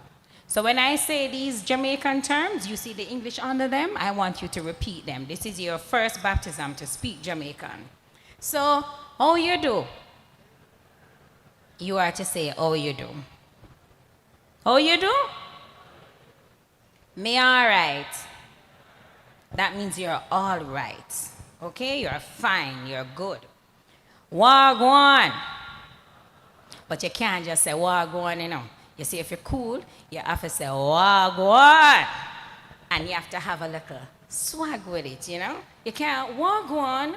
No, you're going to get charged. Right? And of course, because you're on the receiving end and you're just at school, they say Medea. They see that you're there, you know. That's why they say wagwan, but you just have to say it. So war go on and say, me there. And you actually say, me there. Right. You can also say, what you are say. I said it slowly, but in reality it goes, where you say. Right? Although it translates to what are you saying, it's really saying what's up. Right? You can respond by saying, not a thing. Nothing, nothing's up, I'm good. Then what's happening? That could be a question and it's also a greeting. And you can respond by saying, tell me now. Teaching moment. When they say what and you say, tell me now, it's not really, they're not asking you to tell them anything. So that greeting might go, what Don't tell them me anything. now. And then what go on, don't tell them nothing. It's just hi. So you might say, what? You say, tell me now. You say, well, you know, some need to go to class and you look and nobody's there. It was just a greeting. Then you have everything cool. This one is dangerous, you know, this is an assumption. Them now ask you if you're good, if it's cool, them I tell you say you're cool, don't tell them your problem, don't say nothing. So them person say, everything cool. And you're gone, right? And you respond by saying, yeah man, I'm Chris. Although in Jamaica, well, all over the place, Chris is a name. So someone, a Guyanese friend of mine, was here at Nardo. You guys should visit the Big Bad Nardo free advertisement plug. And Nardo goes by, Robin goes by Nardo, and Nardo says to Robin, you're Chris? What should Robin's response be? Everything cool? No, but Robin's smart. Robin said, no, I know Chris, I Robin. It still works, little bit. All right. So now I'm just going to share with you the Jamaican alphabet. And look at the words, look at the chart, because after this, I'm going to ask my actors to come on stage and role play, and anybody who's in performing arts and you can begin to write a 4-letter poem that you're going to come and perform on stage. You can write it in English, but you have to say it in Jamaican. Fair enough? So you get 2 minutes jump time. So you're going to listen to the alphabet, note the differences between this Jamaican alphabet and the English alphabet. We talk about it for 2 minutes, then we come on stage, we start to roll the camera, you become a superstar. The Jamaican alphabet. Alphabet in a Jamaican. A, Aki. A, Ball. I, Lime. B, Bible. Ch, Church. D, Dog. E, Egg. F, Feather. G, Goat. Can. I, Iguana. Ear, Cake. E, T, J, Judge. K, Kite. L, Lamp. Mango. N, Nose. King. O, Okra. O, Cow. P, Pillar. R, Run. S, Sing. Sh, Shark. T, Table. U, Woman. U, Boat. U, Shoes. V, Vendor. W, Wall. Y, Yam. Z, Zoo. J, Treasure.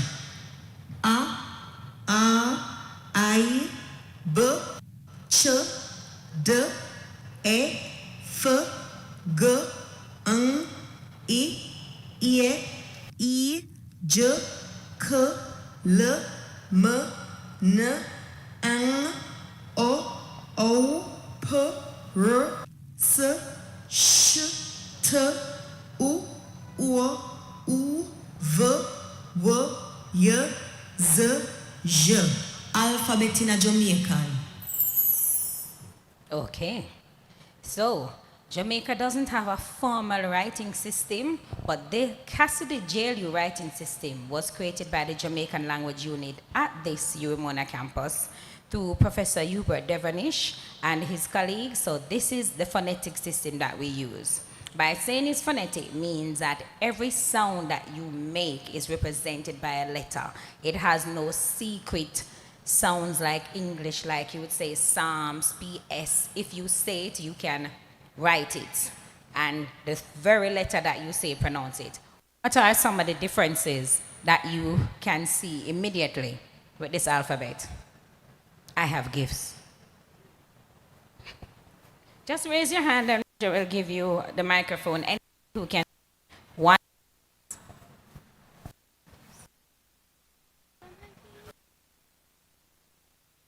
Yes, bold. Oh, I have three.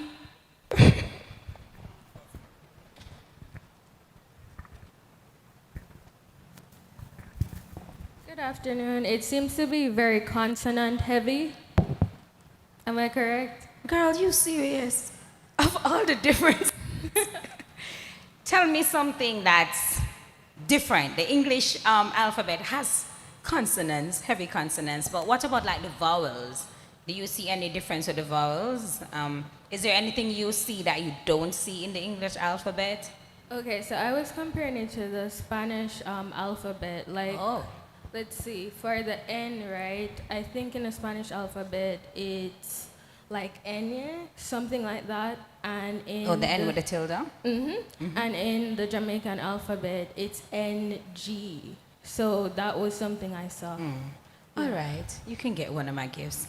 It's very funny that you would compare it to the Spanish alphabet because Spanish is always our second language of choice because the vowels sound the same. So Jamaicans usually go for that. I am giving you one of my door signs, my do not disturb door signs that I made through my chat with Jamaica company. And in Jamaica, when you do not want anyone to disturb you, you said, do not bother me. No bother me. You really said not bother me, but to make me. it sound polite, you put do because do means please. So you said, do not bother me. So when you're studying, you can hang this on your door. Anybody else? Do I come down? Yes. Come on stage, yeah. Jamaica with it. Come on stage. I have a bag like this. Oh, sorry. That was...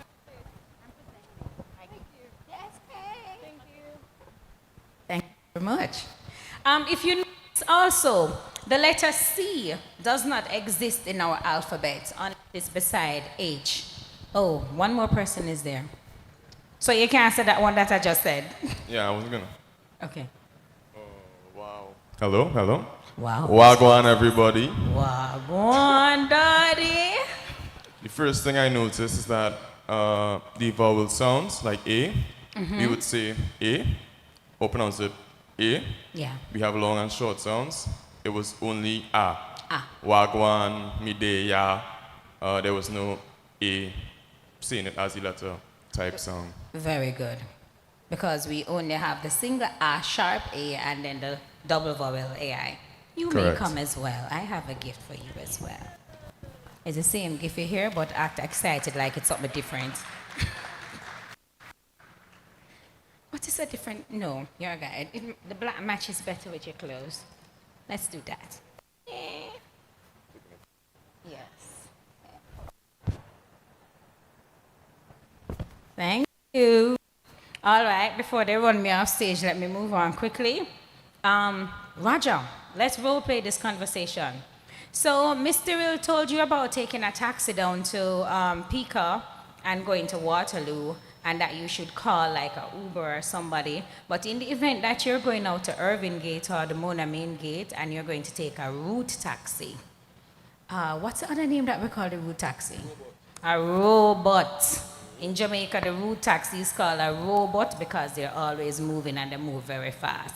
So we have a conversation on screen that Roger and I will role play and then ask you guys to come and test it out in the event you're in the situation. Ready, Roger? Yes, ready. So let me give you the setting. You are standing at the Irvinal bus stand or taxi stand, and you are trying to get a taxi to Papine. That's like 3 minutes drive away. So you can get some fruits from the market. Here is how this conversation may go. Are you the taxi driver or the passenger? Yeah, we're going to be the taxi driver since you're the miss. All right, run in now. Half a tree. Who I got half a tree? Miss, you got half a tree? No. Where you go? May I go a Papine? Which part of Papine you go? In the market. Come let me carry you. 2 more already. How much we go? $100. All right then. So it might go something like that. Because you can't just stand up at the bus stop and board. You have to be a hot girl, right? Another conversation. You are now at the market in Papine and you are looking to buy some fruits. You have to ask the vendor, right, the cost of the fruits and you want to buy. The cost of the fruits you want to buy. She's attending to another customer, so you try to get her attention. Roger, Okay. you're... Oh? Excuse me, miss. How much for the apple then? Give me a minute there. Yes, sir. Sorry about... What you want now? How you sell the apple then? $30, $125 if you buy 3. Give me 3 of them. You want 2 ripe banana for go with that? How much you want for the banana? For the banana? You can get 3 for $100. All right. Give me them and check that. Just give me $200 and take a next apple. All right, thanks. Got that? I hope you pick up on the negotiation and the bargaining skills. All right, so I want my first 2 persons to come up. Yay, people from, where them come from again? St. Vincent, Georgia, Guyana. some people look puzzled. They still look Barbados. puzzled. All right. I love Germany, that. UK, Boldness. Sweden, I love that. People who have come on my show have been spotted by talent scouts and ended up in other places across the internet, you know. So take the right. opportunity. Do you need another person? What's your name? Shabelle. We need somebody else, a male or a female. Jump up and come. I have Jump up. one more gift for the best actor. She's coming. All right. Yay, very good. That's I'm going it. to give That's Shabelle it. my microphone. Roger.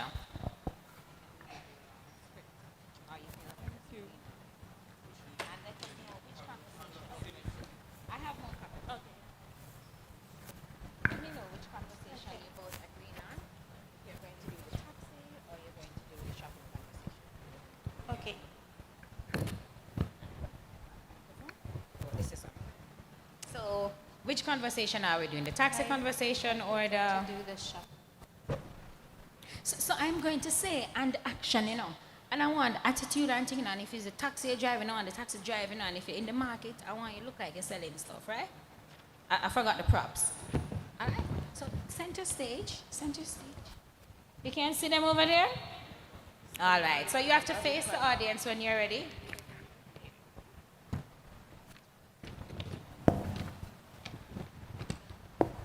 Unless you're giving me dramatic effect, the audience is this way. You have to face the audience.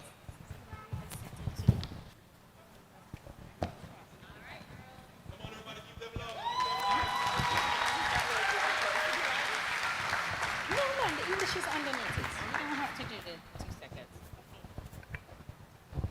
And action. Excuse me, miss. How much for the apple them? Give me a minute there. Yes, miss. Sorry about that. What you want now? Who you sell the apple them?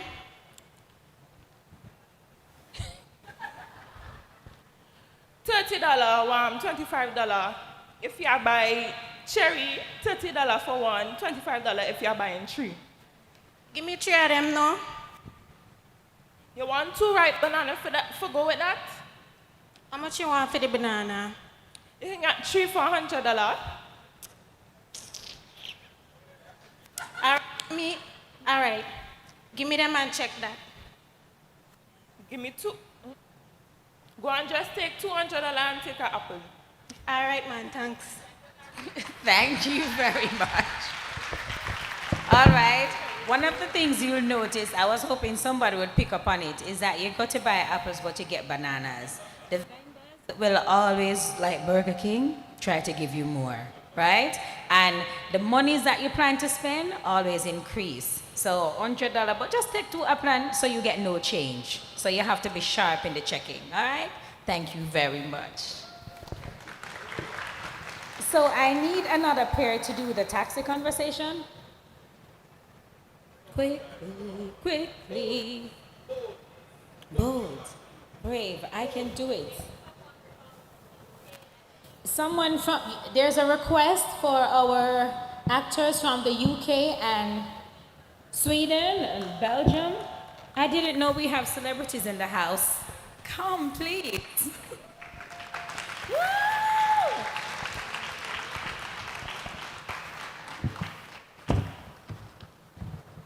So he needs someone to go with him. We need one more person. Come on. And here's your microphone. And what's your name? Archie. Archie. Boy, that sounds like Art Bella. One more person. One more person. Tick tock, tick tock, tick tock. Come on, guys. Mister will give me a name. This is one person. No name. No. Mary. I don't know, Elizabeth. I'm old. Karen, Keisha, Stacy, Maya. Maya, who's Maya? Madison. Lauren. I'm about to say Eulalie and Ezekiah right now, you know, cause. Come on, guys. We can't move on. And I hope my poets are ready. I'm going to take 2 poets after this and I'm done. Great job. And what's your name? Yeah.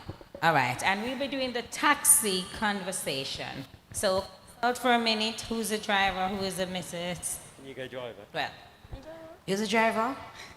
It's not budgie driver we're doing, you know, it's just a papi where I go. So, are you ready so I can say action? And action. Halfway tree. I want to go halfway tree. Sir, you go halfway tree? No. Where you go? Me I go popping. Which part of popping you go? In at the market. Come, make me carry you. You know if you go? $100. Alright then. Come, let go. Thank you guys very much. I have a feeling I'm going to charge Archie. The $100 look like the $1,000, you know, so be careful. All right, so you get a little practice. You know how the word feels in your mouth, how the vowel forms differently. So now I want my poets, the ones who don't want to use my script, they just want to express themselves and to write something about Jamaican. Is anybody ready with a poem? I'm kind of nervous. You nervous? I'm nervous, man. I'm nervous because since they weren't very volunteering, I'm worried about this group, man. All right. Boldness level. So. I'm going to give you 1 60-second minute while I just give you some background on the Jamaican language. Maybe this can help you. So, historical background. Jamaican is an English Creole and it is made up of mostly English words, but the words do not necessarily mean what they mean in English in Jamaican. For example, the word all. A-L-L in English, in Jamaican you say all. In Jamaican, you could have a sentence that goes, all the little pitney them do it. Translates to, even the little children do it. It does not mean every one of the children are doing it. Like, all the man them are wear tights. It don't mean that every man is wearing a tights.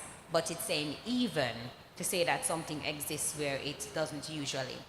Another thing about Jamaican is that it has African retentions, and you can identify these things by the duplication of words. So you will hear about dancehall session like passa passa, weddy weddy. If somebody is very afraid, you say they're fraidy fraidy. A rose have a lot of thorns, it's prickly, you say juki juki. And you know, if you're not very smart, you're fool fool, right? So you know that these things travel. Also, it's a very colorful. That's what linguists prefer to call it. So you will have curse words, a lot of gesticulation, a lot of body language and stuff like that exists. However, it's a language in its own right because language carries history, identity. It is not broken English. A little thing about the social background of the language, Jamaica is a bilingual nation. Yes, most of our people speak Jamaican as their first language and only encounter English when they get in the education system. And the language exists on a continuum where you will see favorability towards English, especially in business and education, and not so favorable towards Jamaican. However, depending on the space that you're in, you need to be able to code switch and be flexible. Like Archie, them going to charge him extra. You need to drop the accent and pick up the Jamaican when he's shopping or don't talk, depending on where you're buying. All right, so these are some of the words I would want us to put in our poem, but because of time, I just gave you the freedom to come up with a poem. So I'm going to let Roger do his poem first, and then my poet laureates in the audience can come up and do theirs. Run in, Roger. Improv, Roger, improv. We need the class. I have no talent like that.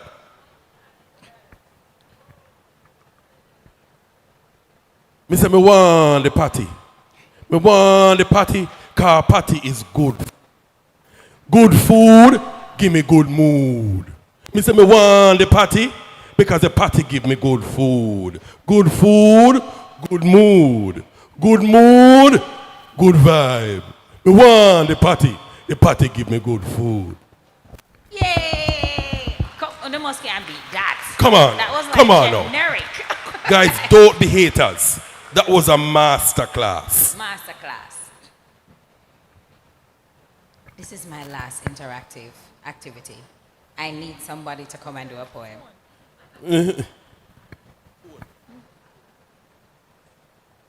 Could I make up a poem?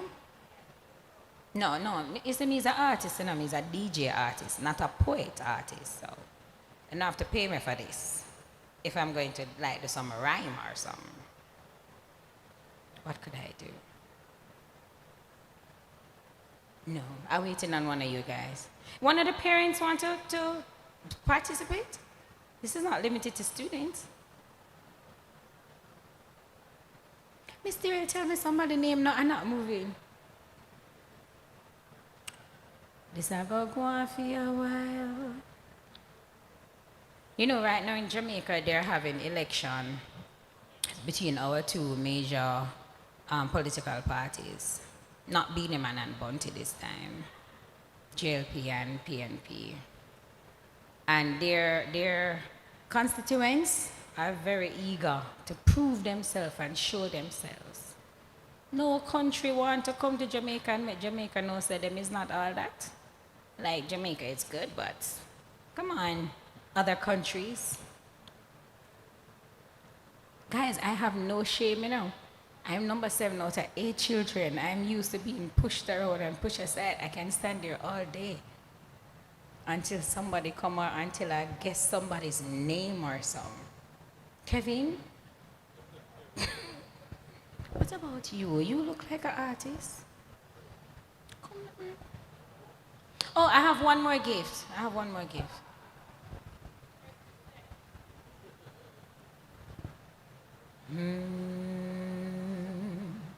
Tell me a song that I can sing until they come.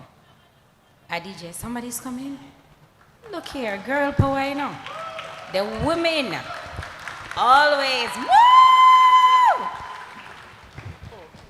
Come, you have to come on stage where the bright lights. I don't know why we have strobe lights in here and you guys not performing, you know. Here's your microphone. Introduce yourself, what's your name? Let me give you a drum Hi, roll. I'm Megan. I'm from Trinidad.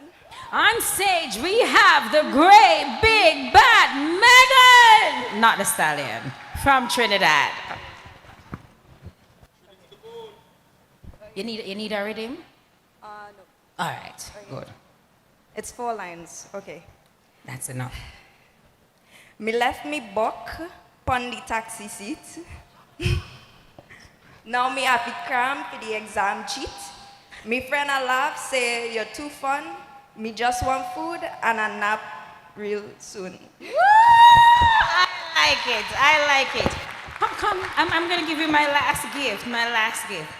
So, don't leave the book again, just put the sign on the door and study. And this is a situation that may happen to a couple of you guys, either on the taxi or on the bus that goes around campus.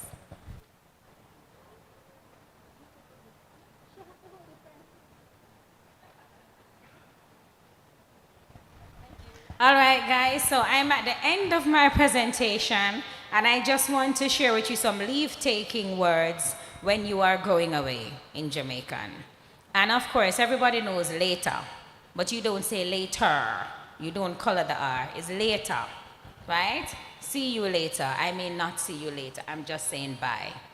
Little more, which is see you later, translate word for word, little more. Take care, take care.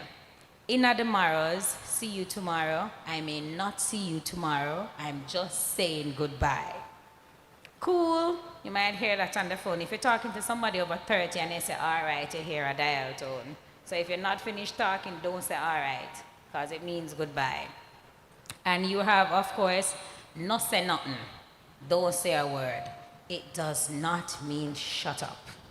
It means goodbye. So no say nothing. I assume I know what you're gonna say. I'm saying bye. So nice to have you here. I hope you enjoy your stay in Jamaica. You don't have to try to speak the language all the time, but at least learn to understand it so you can know what is happening in your environment. And I trust that will keep you safe. Thank you very much. Oh, that is a presentation by Mrs. Georgette Magleshon Miller. Georgette Miller. Georgette Miller. Right. Now, moving on to another presentation, because you are coming into a totally new culture. I gave you an insight earlier about this idea of different people. But most of you, other than the fact that you're going to be meeting in classroom spaces, one, the reality is some of you may have already been to some tertiary experience before. You may have been to a tertiary institution before. Not all of us have the same kind of experiences, right? But more than likely, you're going to be experiencing large classrooms. That's one. The next is you may also be living in a hall setting. And in most halls, you live on a flat or a floor. And on that floor will be several people, right? Even if you don't share facilities like bathroom, you may have to share living space, entry spaces, right? So you're going to be forced to see people and to adjust to people. Maybe some of you are an only child, but now you're in a community that is flooded with people. How do you adjust to that? Issues around time and studies and deadlines. You're going to have to now figure out how to do that. We have two amazing people who's going to take you through that journey. No, they're not presenting you with a Bible. They're giving you a guide. Some of the script you'll have to write yourself. But they're just opening the conversation for you to then begin to start the process. The presenters are Miss Georgia Satchwell and Miss Christina Walker, Personal and Professional Development Officer for the Faculty of Medical Sciences, and they're going to be talking to us about adjusting to life at the UWI Mona. So, we're going to give them some love because we've been working on the love all morning, and I'm hoping that we are about to climax on love. Right? So, put your hands together and welcome both Georgia and Christina. Thank you, Roger. Hello, everyone. Hello, welcome, willkommen. I think it's tillkommen. I don't know how to say it in Swedish. But welcome, everyone, to you, Mona. I'm Georgia. Christina. Wagwan, everybody, just to make sure that you learned from the last session. Yeah? Every time I hear patois, it's foreign. And I have to tell you that when I was doing my GSAT, we were, well, I think it was Cape. Caribbean people know about Cape. I don't know what the UK people do. But we were the first, set of students to test the standardization of Creole. And I can tell you, I never passed that part of the paper. I don't know how I end up at UA, but I failed. And I'm proud to say that was the hardest section of the paper. Now, I know some of you may have heard about my presentation before, especially if you're online. I'm here to tell you, I'm not going to bore you. I'm not going to stand here and talk. As a matter of fact, I was down there for a reason, because I don't know about you, I'm pretty tired and talked out. And I just tell Jomani that if I faint, I want cargo and rice right, because I never had breakfast and I never planned to be here so late. So if I drop down, no little thing at my nose, I just want food, all right?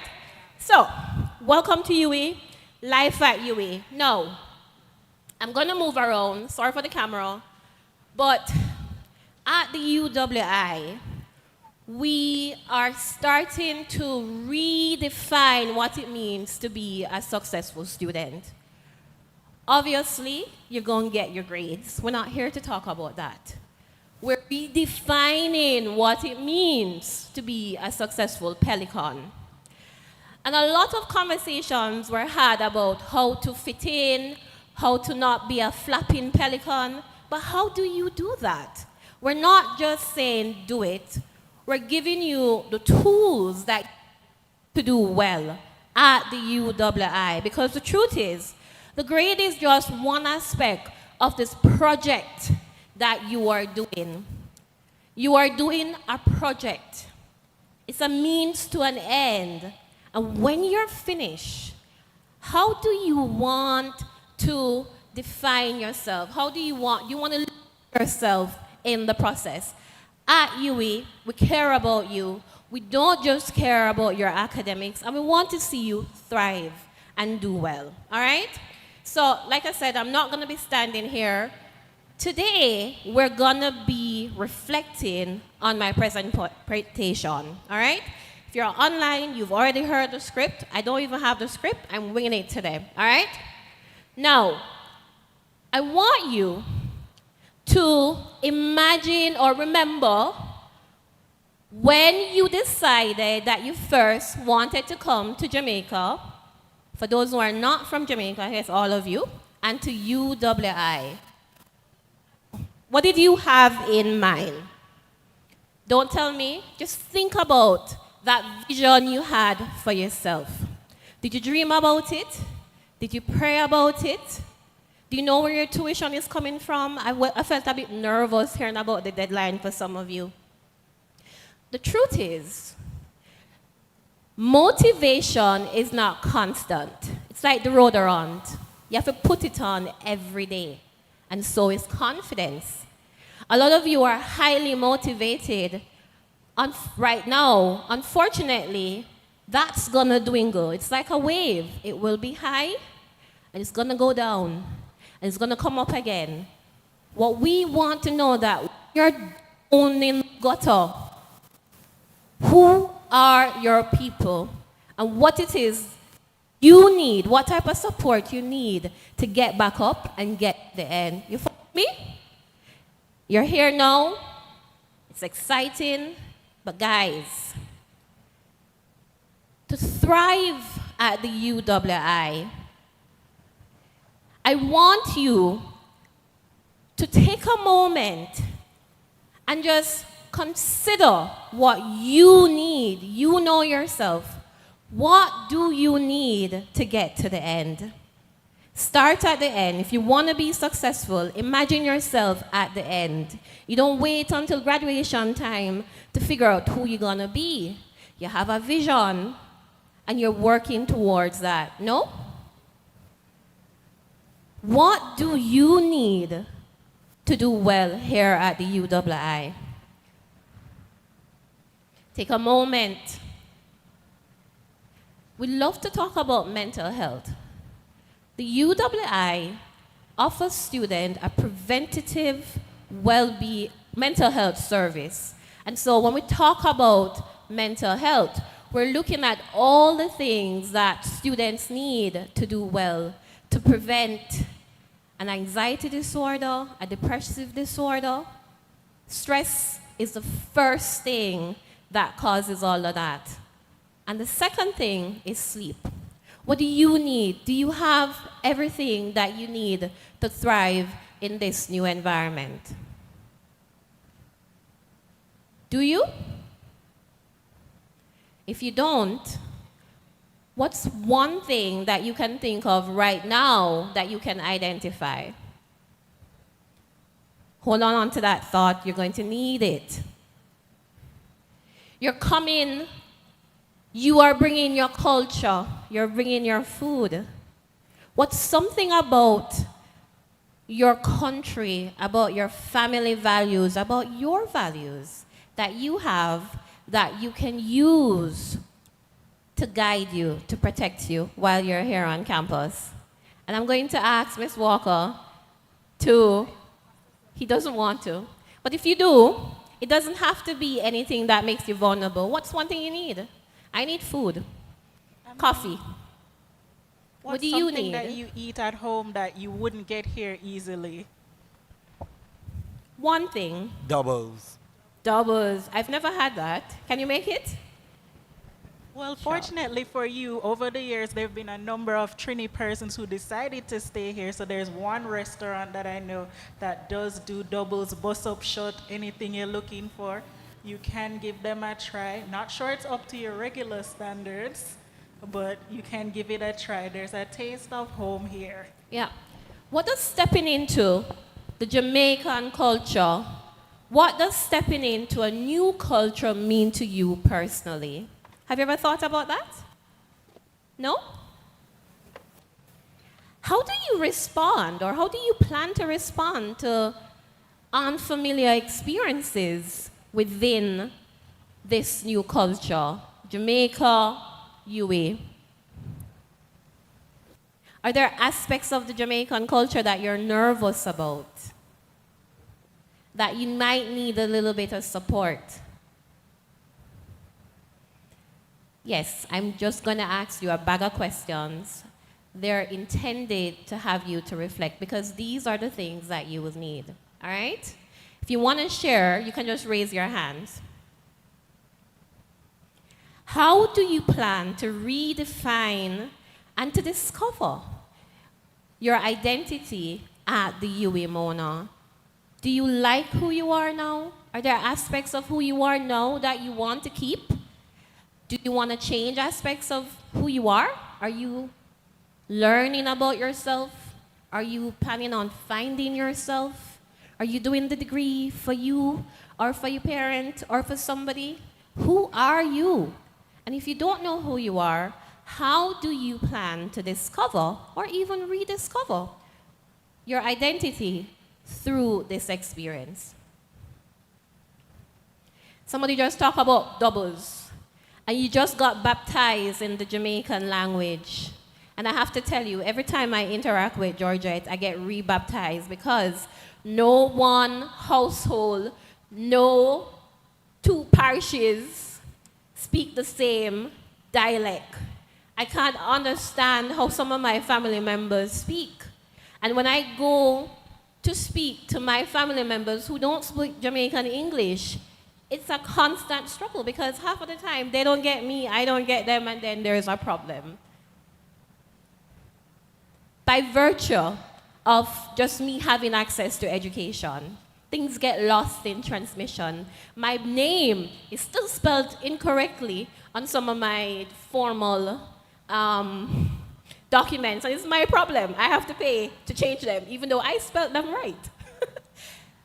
Cultural issues that you have to navigate. Pay attention to formal things that you get, even from formal institutions. They may not be spelled correctly, and you have to pay, even though it's not your fault, to get them corrected. So pay attention. Welcome to Jamaica. All right. Moving on. Like I said, I don't have a script. I just have some questions for you. I recommend that you write down some of these things so that you can go and reflect on them. Do you have a community?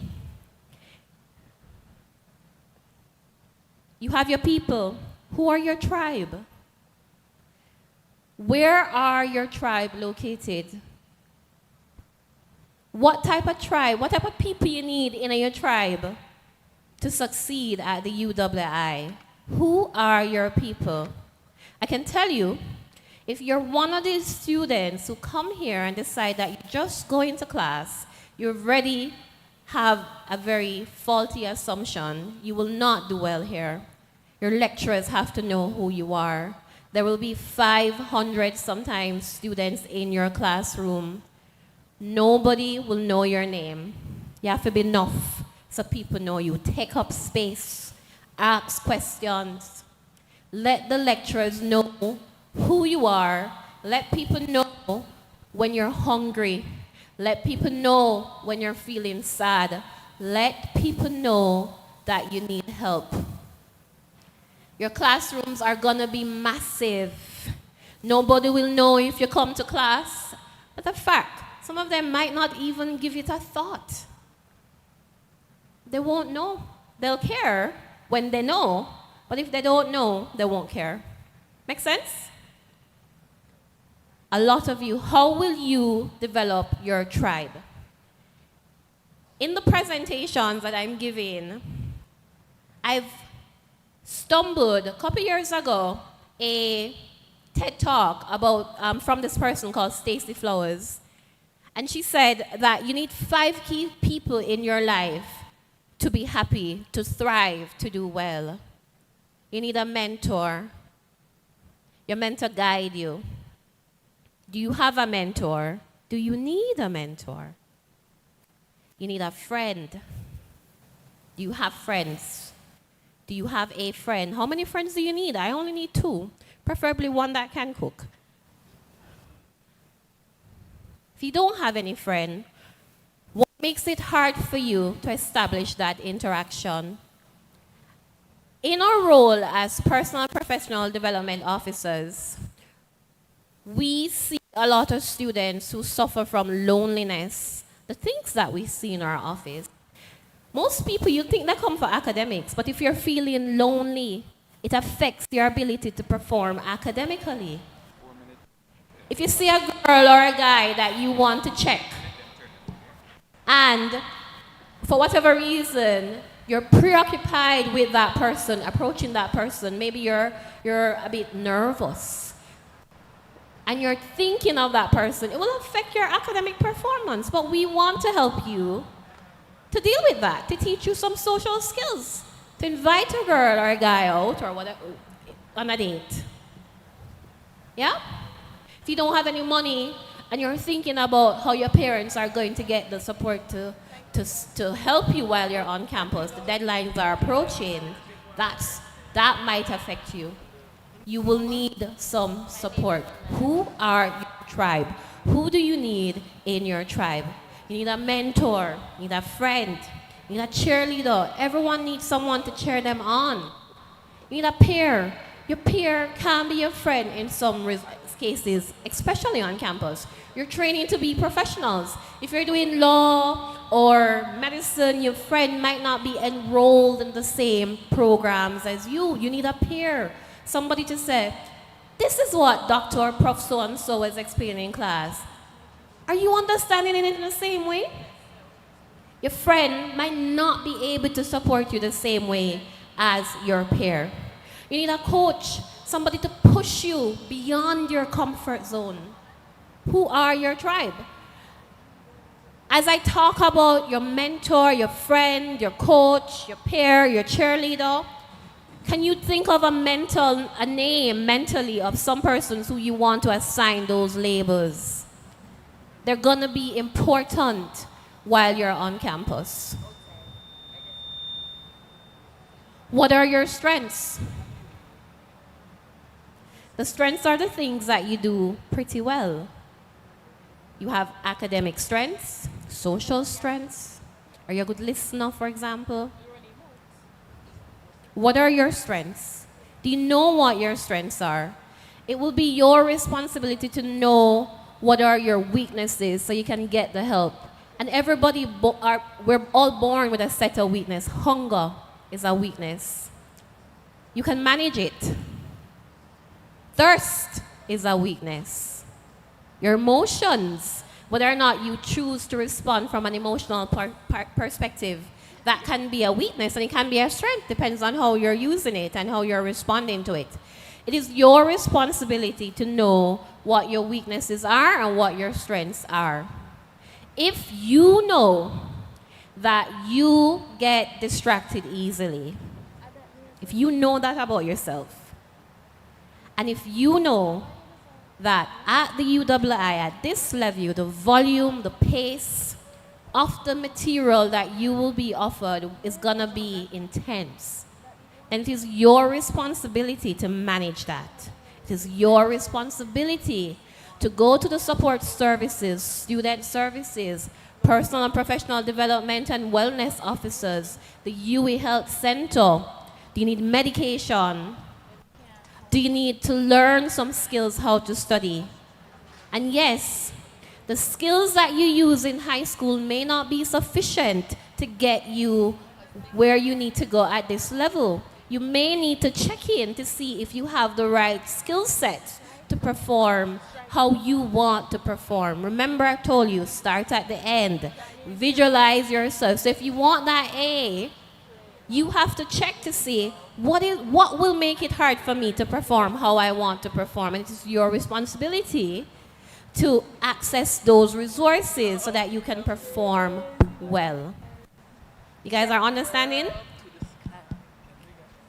Know yourself. Sit and think and reflect about the end. How do you want to experience yourself in this new, fast-paced environment? I am first gen at UA from a one-bedroom house in Westmoreland. I had to sit down and think about how I wanted to navigate poverty so I could make something of myself. Because guess what? I can't cook, I'm not domesticated, and I'm lazy. Oh, I shouldn't say I'm lazy, but I love to sleep. Soft life me. I had to really think about who I wanted to become and align myself with the actions that I need to get to where I need to be. And that meant thinking I wanted to be a dentist, going into NatSci, can't pass Chem 1901 and 1902, decided that, listen, my mother, a domestic helper, don't have no money for no receipt. I had to switch. I had to learn how to pivot. When do you pivot? What signs do you need to know that the thing you thought about is not your thing? By mid-semester, you should be knowing. And it's okay. You don't know who you're going to be. Some of you won't know because you only had limited exposure. There are resources at the UWI. If you don't know who you are, if you don't know what your strengths, if you don't know what you like, career and placement services are there. There are structured assessments that you can go to identify your strengths. The PPDO officers are there. They're in law, medical sciences, and now Faculty of Science and Technology has an officer. Go find them. Even if your faculty don't have an officer, we won't refuse you. Just make an appointment, go to the health center, figure out what you're about before it's too late. Everything here costs money. If you don't know, it will cost. If you don't know what you're about, you may end up, and guess what? Even if by the grace of God, you're allowed to progress. You won't get the degree if you have anything, if you don't know, if your house is not in order. If you need the help, connect with some of the resources that were offered to you this morning, and let's get you where you need to be. All right? There's no shame. Know what you're about. And if you don't know, ask for help. Ask for help. Your strengths here are your natural qualities, talents, and abilities that come very easily to you. People are always saying, hey, you're a good organizer. You're a good listener. What are your strengths? Anybody here have any strengths? What's your strength, Roger? Excellent. From you it is. From you it is. What are your strengths? Just, do you have any strengths? No?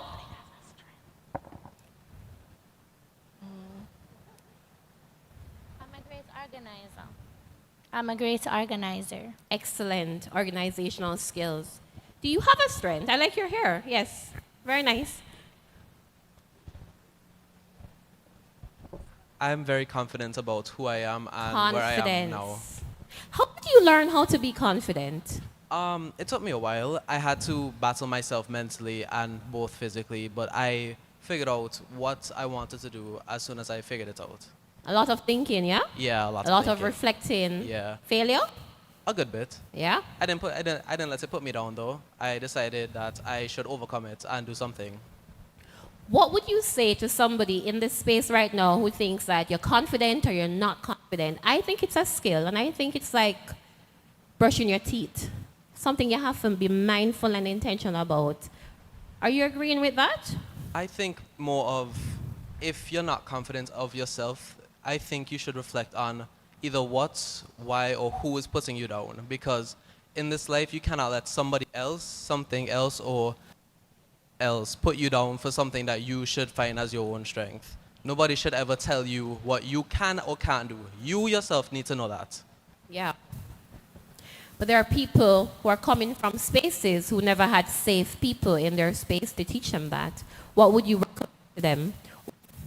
I feel like in that case, seek help from any and everybody. If you don't find somebody that you can trust, try looking. If you can't find somebody, then I feel like I don't want to say somebody will come for you, because sometimes it doesn't happen like that. But if you put yourself out and if you at least try, somebody will somewhat come to you. Yeah. It sounds like you had good role models in your life as well. I had my mom to thank for that. She played everything in the household, basically. Bless her. Thank you for sharing. Thank you for giving me the opportunity to. Yeah.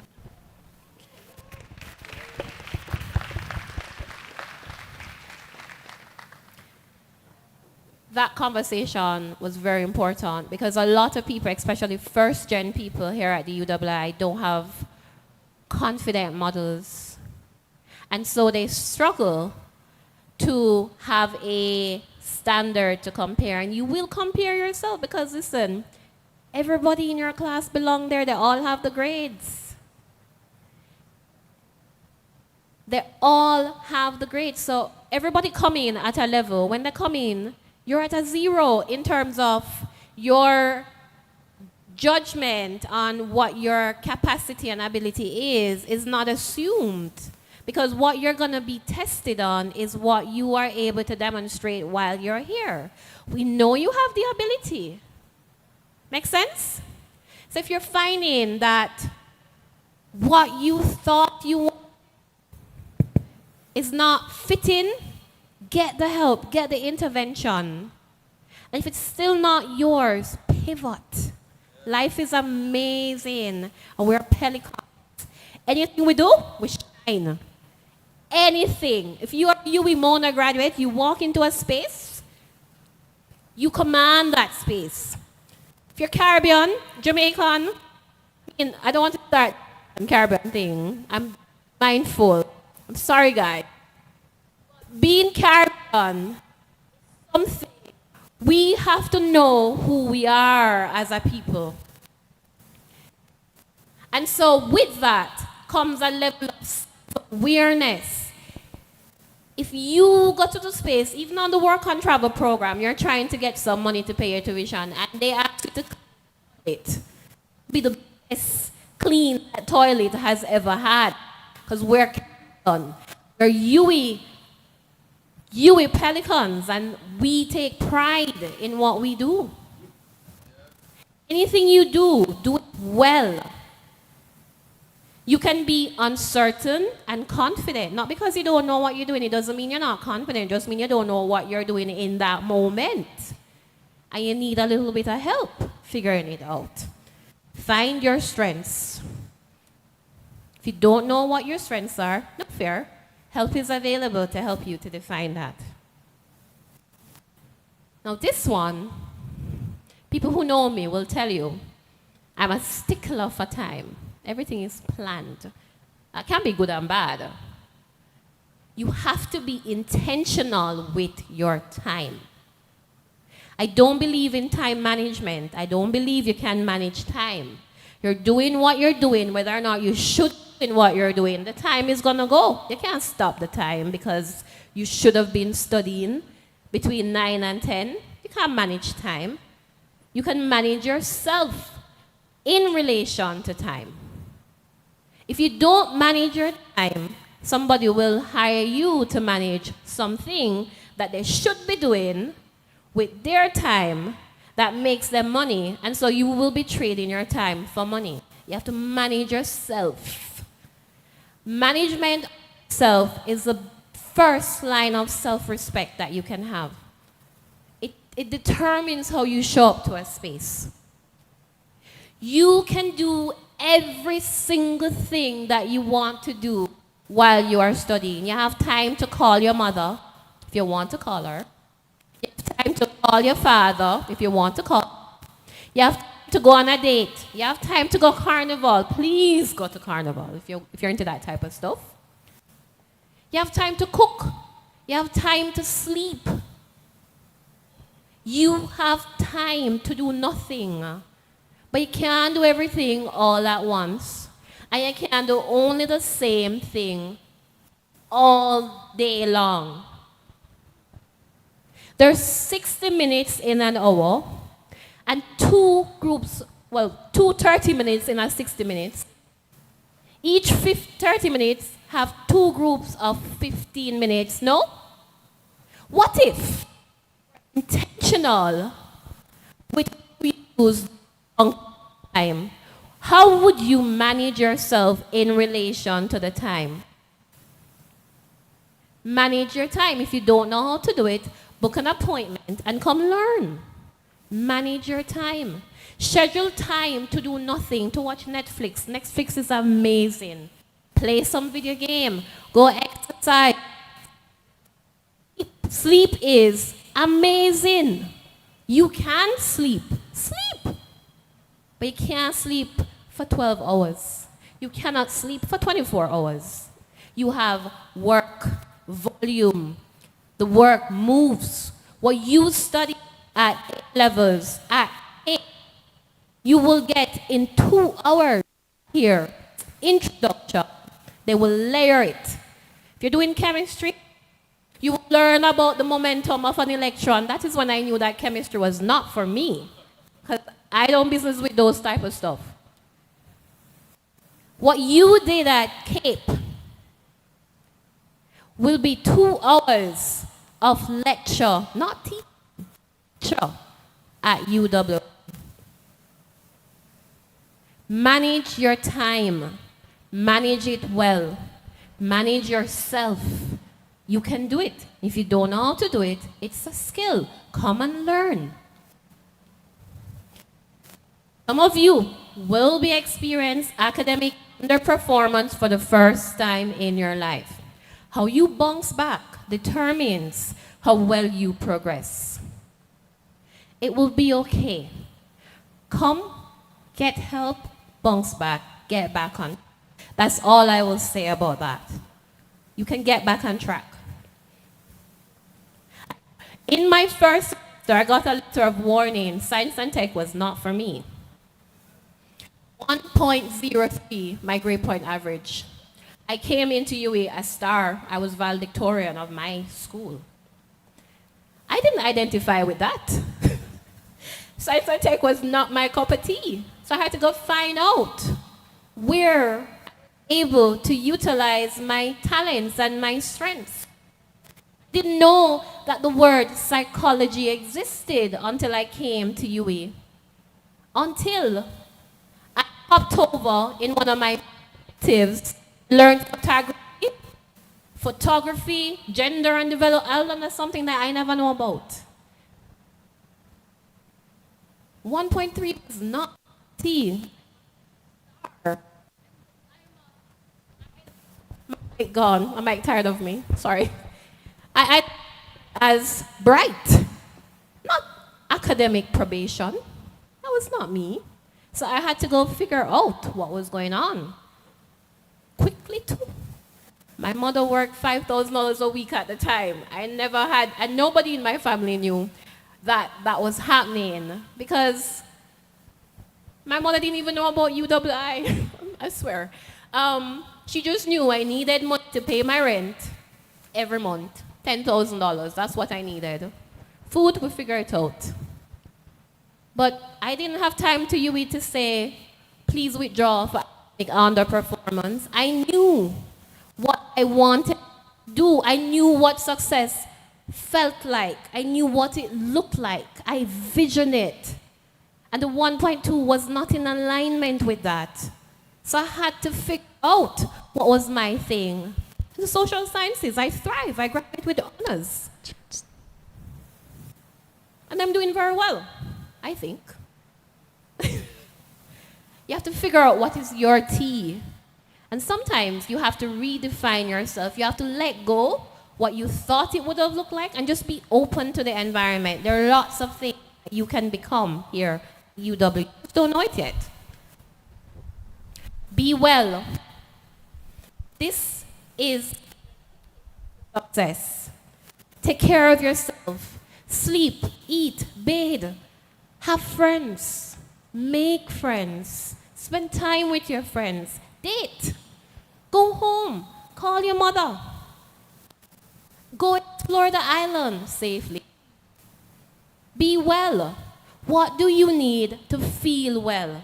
To be well? Be well. Be well means you show up your best version of yourself. You need friends.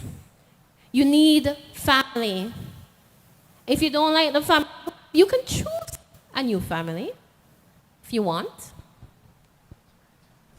You need people to be well and to be your best self. No one becomes someone by themselves, no matter what they tell you. No one.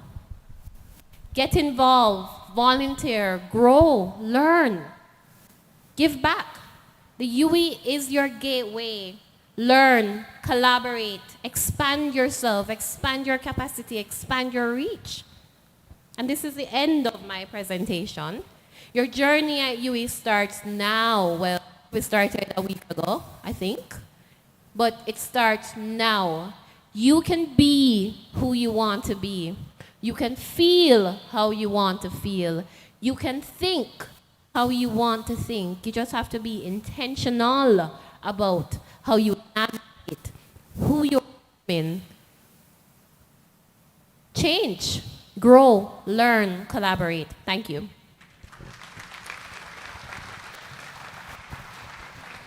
We have no giveaways, sorry.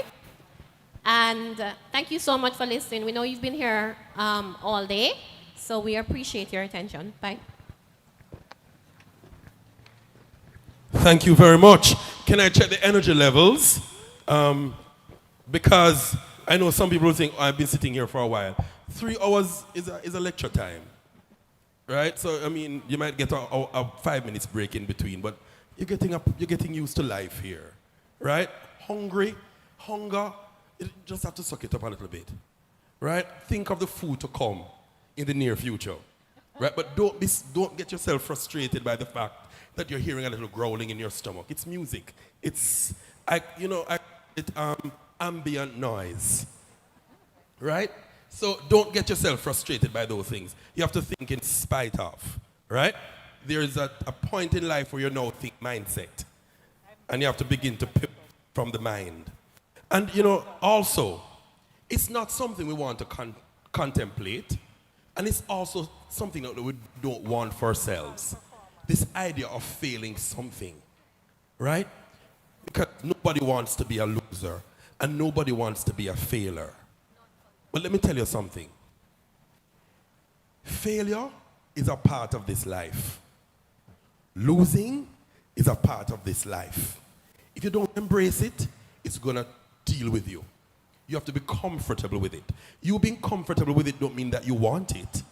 It's just that you're open to it. And if it happens, it gives you a buy to fix it. In other words, so you may not have gotten the grade you want. Don't take pills. Don't jump off the highest building at Mona. Don't hurt yourself. In fact, if you give yourself 5 minutes after realizing you fail, if you give yourself 10 minutes after realizing you fail, you'll realize that there's a whole new pathway that you've never figured out, you've never wandered into, but here you are. If you pause long enough to get yourself together, an alternative answer will always come, and it is never kill yourself. Take a pill and kill yourself. Don't get yourself so stressed to the point where you want to end it. Can we have a verbal agreement on that? Yeah. Say, I agree. I agree. Touch your heart so that I can. I agree. And this idea of disappointing others, it's real. But let me tell you something. You'll be surprised to see how disappointment shifts as you take the time to go through it. It's the thought of disappointing someone. But when you have the conversation, even sometimes parents say, oh, that's my lawyer.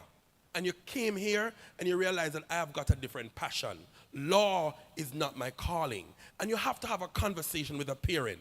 And okay, at first, you're going to be, but Jesus have his mercy, this picnic. But if you're bold enough to have the conversation, you will move past disappointment.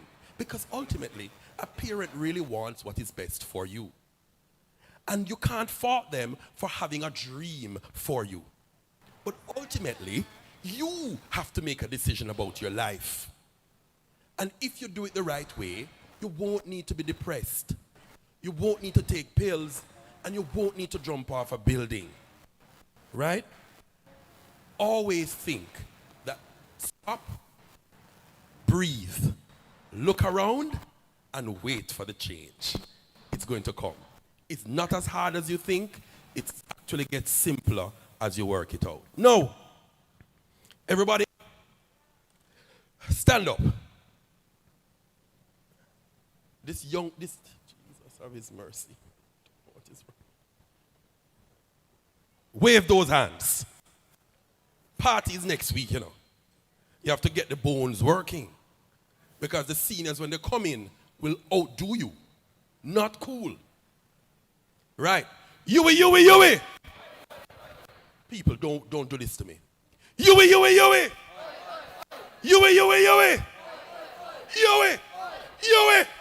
All right. So, coming to you, and I keep standing, is an amazing new group coming out of the UWI Mona. They are talented performers from all different genres of arts, right? They are called Cube. They are UWI grown, UWI honed, and they are about to walk with you. Put your hands together. Give them some love. Welcome, Cube!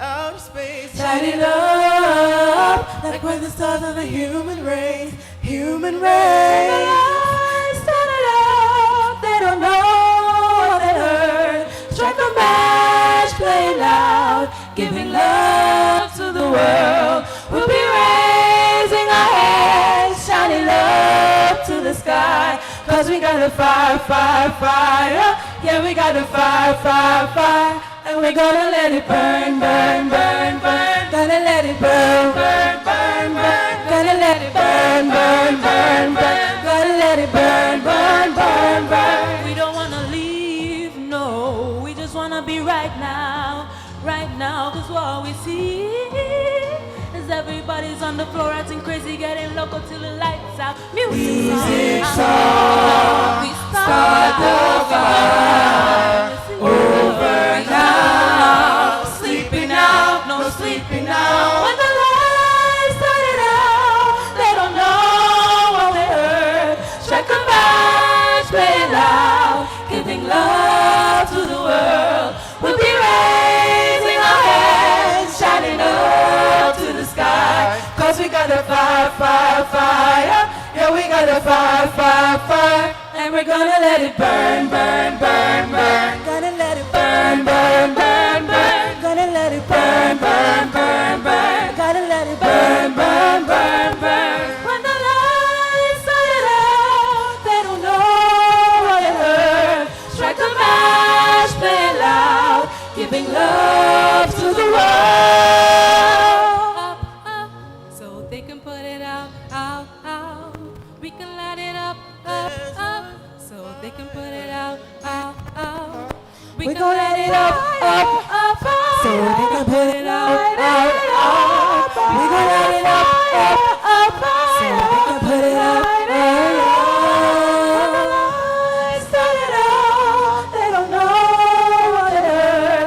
Strike the match, play it loud, giving love to the world. We'll be raising our hands, shining up to the sky. Cause we got a fire, fire, fire. Yeah, we got a fire, fire, fire.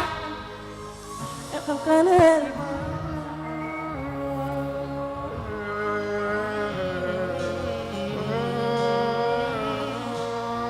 And we gonna let it burn, burn, burn, burn. Burn, burn, burn, burn. Burn, burn, burn, burn. Burn, burn, burn, burn. And the lights turn it out, they don't know what they heard. Strike the match, play it loud, giving love to the world. We'll be raising our hands, shining up to the sky. Cause we got a fire, fire, fire. Yeah, we got a fire, fire, fire. There's a fire, we gon' light it up.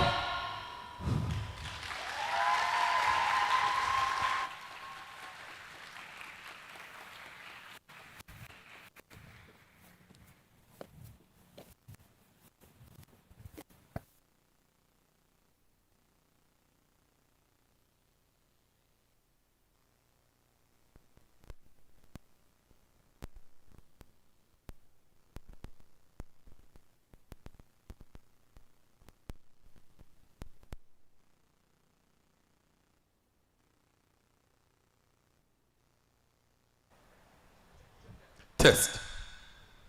All right, so put your hands together and give some love to Cube. So, you know, another part of the UWI is its creative outlet. Don't forsake that part of yourself. You're here for a degree, and there's no reason why you're not going to get that degree and get it with high marks.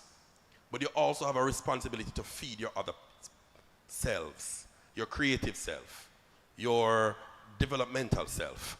If you have other passions, explore them. And why is it important to explore your passion? You know what I believe? Your passion is your superpower. What am I saying? Invariably, all of us will come to UWI, and in a room, you'll have a faculty that may have 1,200 people, and all of them are studying to be medical doctors. And in another faculty, you'll have 3,000 people, and all of them are studying to be lawyers. Right? How do I become a different lawyer? And how do I become a different doctor? It's the passion I have. So some doctors are going to become sports doctors because they love sports and they did sports at UE. And some lawyers are going to do entertainment law because they know music and they know recording business because they were part of the performing arts. And different law passions will emerge based on what passions we have. That's how we craft ways of making a difference. That's how we become unique and nuanced, by the passions that we have. So don't neglect your passion. Find it, hone it, develop it, and marry it to the profession you choose. You'll be surprised to see where you end up. At this time, as we bring the curtain down on the formal presentation, because we have a taste of Jamaica somewhere in this building. I can't tell you, but if you find it, let me know. You'll be given the instructions shortly. But we're having the vote of thanks and announcements. And this is going to be done by Miss Vikisha Allen, and she is the administrative secretary for the Admissions and International Office. Come on, the final event, give love.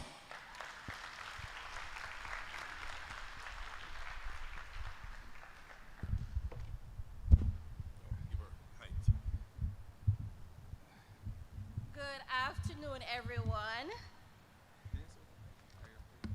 No, I don't want to hold it. I need my hands free. Okay, so I don't know about you guys, but I was ready to take off my shoes and start dancing. But unfortunately, Cube, only had that one song, which I'm really in love with. So I can see it on your face that you guys are at that point where you are ready to go, right?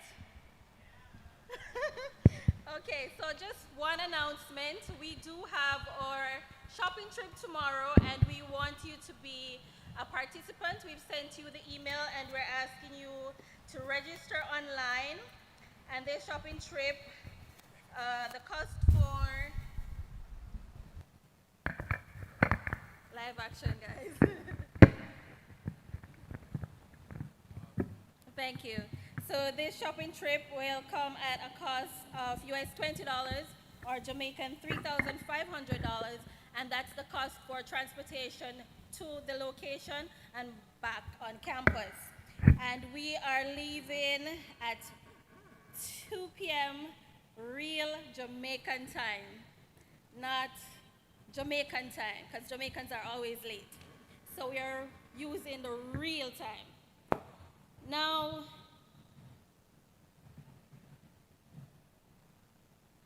you can visit our office to make your payments because you will need your receipt to take on the bus. For the International Office, I would like to extend my heartfelt gratitude to all who contributed to making today's program a success, and I must say that it has been a success. First, my sincere thanks goes to Dr. Donovan Stanberry, our campus registrar, for his warm welcome and inspiring words. To Mr. Jason McKenzie and team, the director of the Office of Student Services and Development, we want to thank you for your presentation and all the support that you have extended to us for this presentation. Mr. Roshan Winter, our guild president, for sharing the students' perspective. And special thanks to our presenters, Ms. Kimberly Henry, for providing clarity on our payments. I'm sure we all needed that. Ms. Hermine Terrell for guiding us on our immigration matters. Mrs. Georgette Miller for giving us that exciting taste of Jamaican language, because I'm sure by now everybody knows Wagwan. Again to Cube for their wonderful performance, which added a vibrant touch to this special presentation. Now, there is someone special among us who we don't have enough words to tell how grateful we are for his support, for always answering our call and bringing his best. However, Mr. Roger Bent,